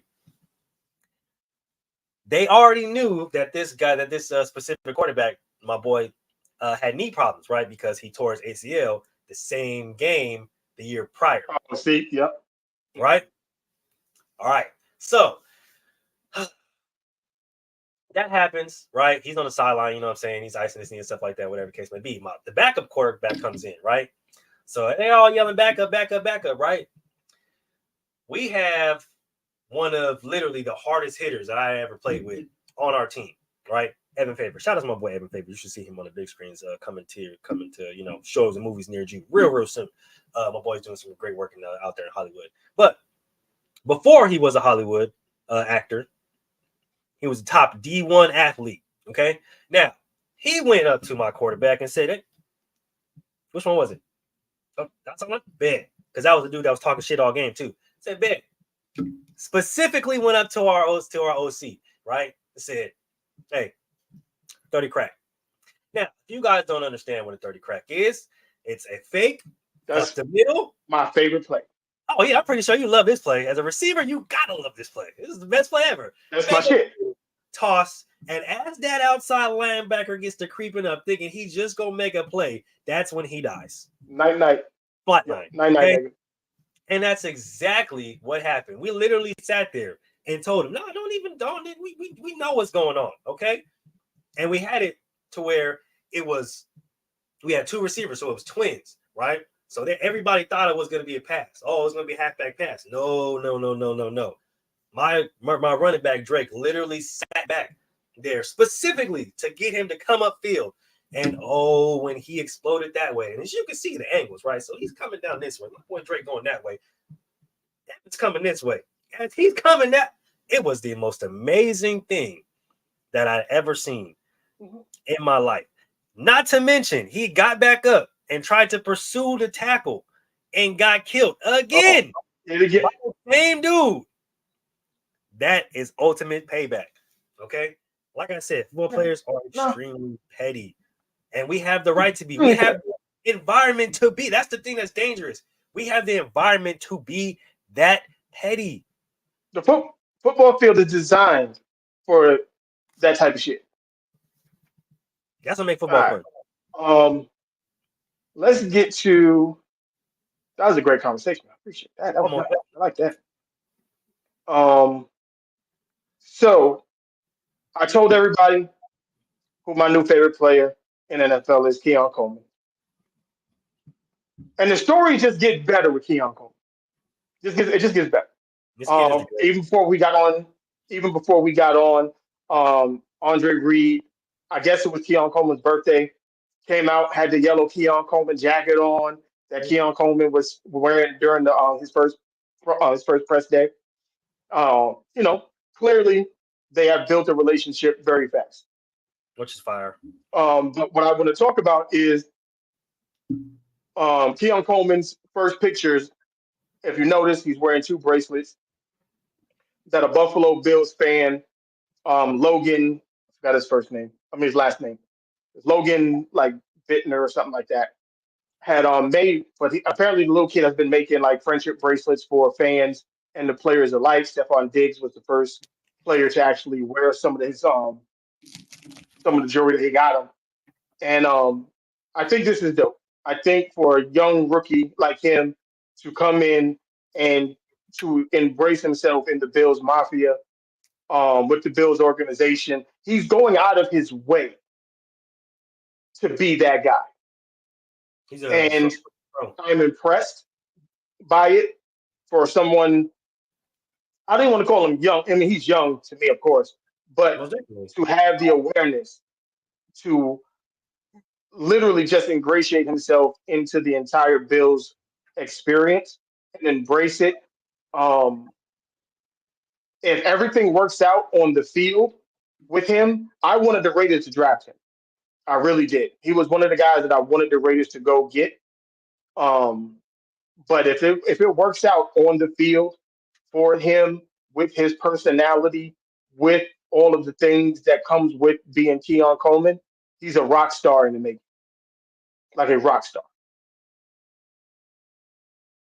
He's the legit superstar in the making. I'm not gonna lie to you. Like, just the way he's attacking the game, the way he's attacking professionalism, professionality, his next chapter and being a professional athlete is just different. And you don't really see this from a lot of guys coming into the league, or at least they don't show it a lot. And the fact that they're showing it, the fact that they're giving him the platform to be his true, authentic self and show that he's how he's integrated to the city and just being integrated to professional football. I think that's big, man. That's dope. And just shout out to him, bro, for just being him. You know what I'm saying? Like you can tell he's the guy who's out there enjoying his life, enjoying the fact that he's a pro, and enjoying the fact that he gets to play football for a living. And he's just being himself. And shit, those are the best people that you can like. I ain't gonna lie to you. Mm-hmm.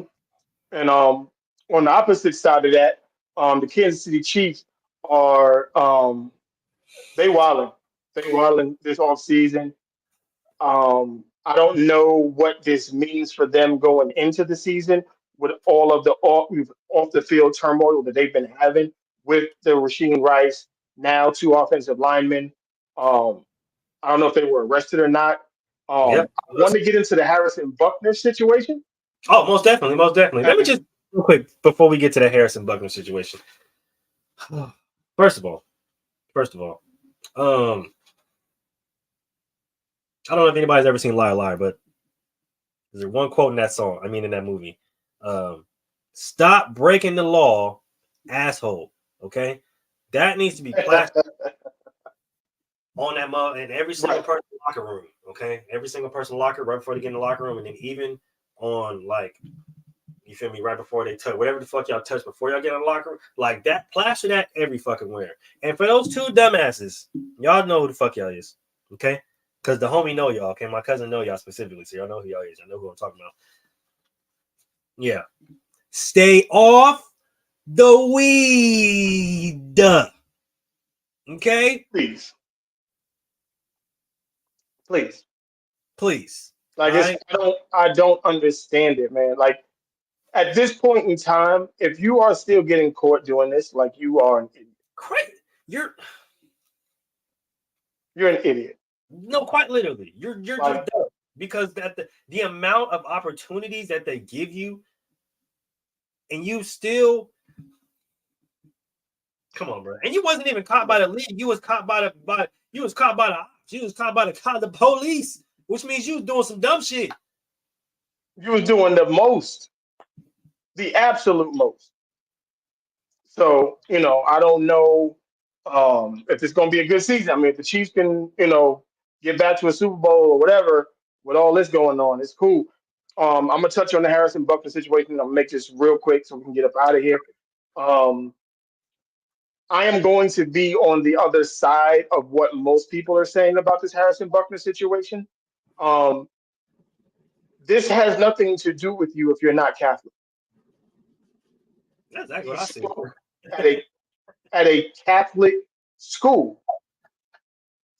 Like their morals and what their values as Catholics don't jive with yours because you're not Catholic. And what he said was not wrong. And I'm sorry for people if you don't understand that. When he was talking about the women, he said, I know some of y'all are going to be excited about your promotions and the jobs that you're going to get and the career that you're going to have. And there are some of y'all that are going to look forward to being wives and mothers. He didn't say women needed to be home barefoot and making in the kitchen. It's not what he said. That's true. But as a Catholic woman, in being a Catholic, the highest honor for them is being a wife and a mother. If you're not Catholic, it shouldn't bother you. Like that's just all I'm saying. Like it should not bother you. And they're like, oh, well, the school shouldn't have booked him it's a Catholic school. He's Catholic. Everything worked perfectly. The only problem that it was is that it got recorded and it got sent to social media and all the feminists went crazy. No. This is the only thing that I had to say about the shit, right? First of all, I ain't gonna lie. Like you said, I'm not Catholic, bro. I'm not even religious, okay? I'm not even gonna lie to you. I'm not even religious, bro. I don't practice none of that shit, okay? So when he got up there and did all the starting religious talk, I damn near went to sleep. I'm not even gonna cap. I was watching on YouTube. I almost went to fucking sleep, okay? But I'm like, okay, bro, look, check this out, okay? These are college students, bro. These don't care about that shit. Where is Travis Kelce? That's and this is just me. Like I said, this is just me, my ignorant ass thoughts at the time where I'm watching this shit, okay? Because I think about this shit during every single goddamn time when these motherfuckers be having these commencement speeches, okay? Nobody want to hear this, bro. Okay, we don't want to hear But the this. thing, but if you're 100% correct. If this was at Virginia, Georgia Tech, USC, you're 100% right. This was at a benediction, I forgot the word, it's like Benediction College or whatever. It's a Catholic religious school. So he was on brand for that's why they brought him in. I know, and like I said, I get it. Like I said, this is just me speaking ignorant move because I ain't like I said, I ain't go to no Catholic school. Okay, I stood up like, bro, shut up. Okay, we're in college, bro. We're leaving, nigga. I don't care about this shit, bro. Tell us to go have fun. You feel me? And nigga, that's it, bro. But like I said, they could have brought Travis Kelce up there and been like, he could have said, you got to fight for your right to party, and then nigga, the lights go out and then confetti drop from the roof, and then everybody going crazy. But then but that would have been off brand. That would have been more offensive than what Harrison Buckner did. That's the crazy part about it. Because it's a Catholic school. That would have been nuts. That would have been a fucking hilarious thing. I'm not even gonna lie to you. When he said the y'all gonna be, spending, or y'all gonna be, a lot of y'all gonna look forward to being wives and stuff like that. I'm like, it's not like the nigga was lying. A lot of y'all are gonna sit up there, and once you graduate, y'all gonna sit there and wait for a man to come swoop you up. Right. And that was the part of it that made me laugh, was because when you asked most of them, they was like, oh, well, I want a man to protect and provide, and that's what he said. That's essentially what he said. Whatever. You feel me? But I was just like, the thing about it is like, okay, look, the thing about it, and this is just me being real, right? Okay, and I get it. He's Catholic. I understand why. You feel me? I get it. But for me personally, y'all gotta stop asking niggas who didn't go to the school to come speak at the school. Okay, you feel me? I get it. He's Catholic. It fit, but he ain't the only Catholic nigga out there. All right. Obviously. You gotta stop asking football players, because we got that CTE bubbling sometimes, and that shit like take over, and it's our third brain, and we just get to talking shit. Well, no, you get, because a lot of motherfuckers speak at colleges that they don't go to. Nah, I know. I'm just talking shit. I know. I'm just saying, like, hey, you feel me? Shit. If that's the case, call me. If as long as it's on brand for what it is that you want from that person, it's cool with me. Oh, I'm pretty sure. It's not like they was like, yo, we're gonna get Sexy Red to come do the commencement speech. That's crazy. Like, oh my god, and that would have been fucking hilarious. Oh my god, like, wait, this bitch didn't go to college. What the fuck is she doing here? Exactly. Like, shake your ass, bitch. I'm just playing. Okay, so look, but seriously though, I mean, at the end of the day, bro, like, I feel like, first of all, the speech was rehearsed. Like, the school has to hear the speech prior to him saying it. So obviously, the dean knew what he was going to say. Didn't have a problem with it. A lot of the school officials knew what he was going to say. Didn't have a problem with it. And really, if you think about it, right, it's funny because a lot of people like to ignore this fault or ignore this point, right? A lot of the people that went to the school didn't initially have a problem with it. It wasn't until it came out on social media and they seen all the other outrage from all these fake ass wannabe online feminists who don't really do shit in real life come out and start having opinions.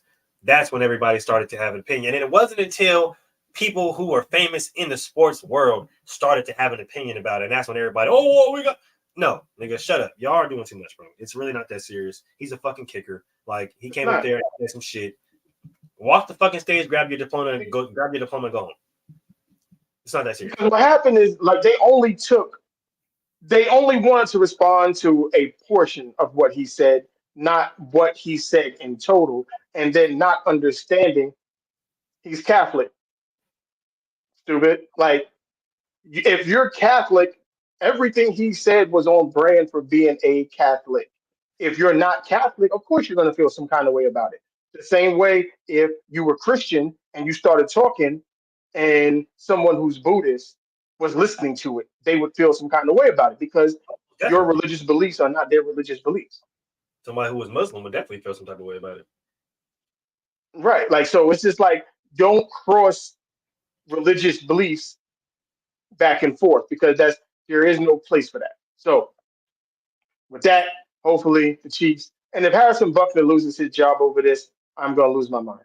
He's not gonna lose his job over those stupid ass Well, comments. they're protesting to trying to get him suspended, and I'm just like, he better not. Well, even if you suspend him, you're still not. He's still gonna get paid. Like, and he's still gonna come back. But he shouldn't even get suspended. He shouldn't get suspended over no dumbass comments. Y'all motherfuckers say stupid shit all the He time. didn't do nothing. He didn't do nothing illegal. Like that. That's why it's crazy. To the point where it warrants a suspension. Y'all just don't want to see him play because y'all just being fucking weird. But it's crazy because I don't understand the call of the suspension when, first of all y'all are calling for the suspension or who signed that stupid ass petition, y'all don't watch football in the first place. Second of all, he's a fucking kicker. It's not like Kansas City uses him that often. You only see him rarely see the nigga except for kickoff because they go for two. He one of the best kickers in the goddamn league.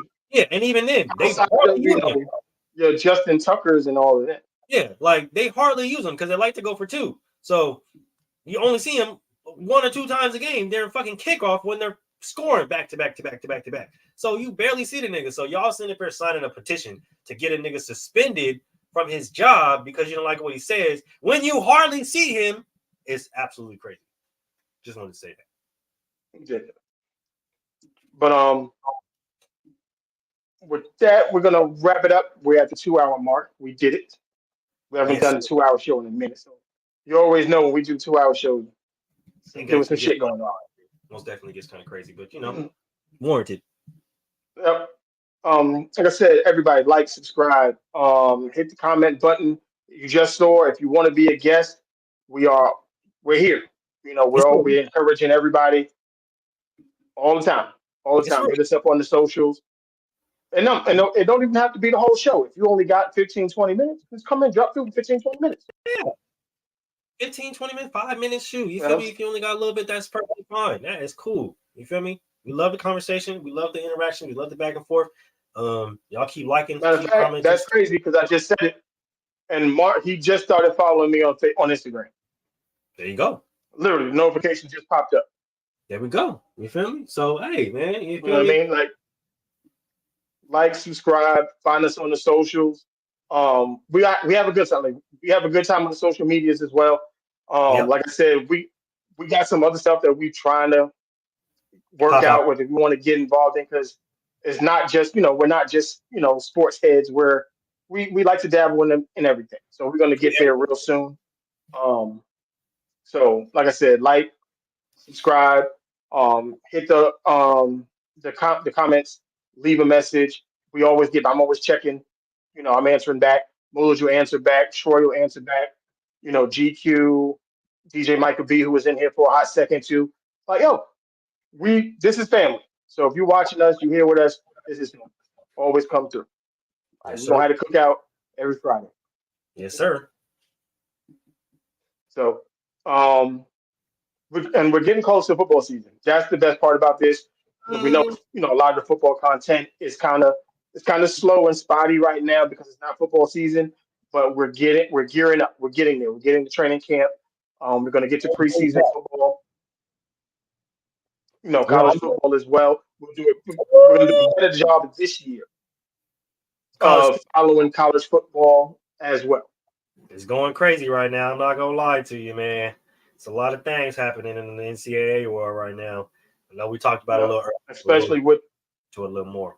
Yeah, especially with the college football playoff being expanded to 12 teams. Yes, sir. Want to get into that and just we got a lot of stuff we're gonna get into. A lot of stuff talking. Make sure y'all stay tuned. Appreciate you. Stay tuned. And also stay locked in. Like I said, basket on Monday. Gentlemen's Talk on Wednesday. We got PVT on Thursday. Right back here on Fridays on Inside the Huddle. Just, we growing, we grinding, we doing all of those things. And all this great sports content that you need, we got it for you, no matter where it is. And then we're going to start, sprinkling in all of the media, like all of the trending news stuff as well. You see, we kind of sprinkle it in, when we can here at the beginning of the show, but we're gonna have some spicy stuff to talk about as well. We coming at y'all. Don't worry about it. We got y'all. Yeah. BBL Drizzy. What he said. Yeah, come on, push your button. Push the goddamn button. Push the goddamn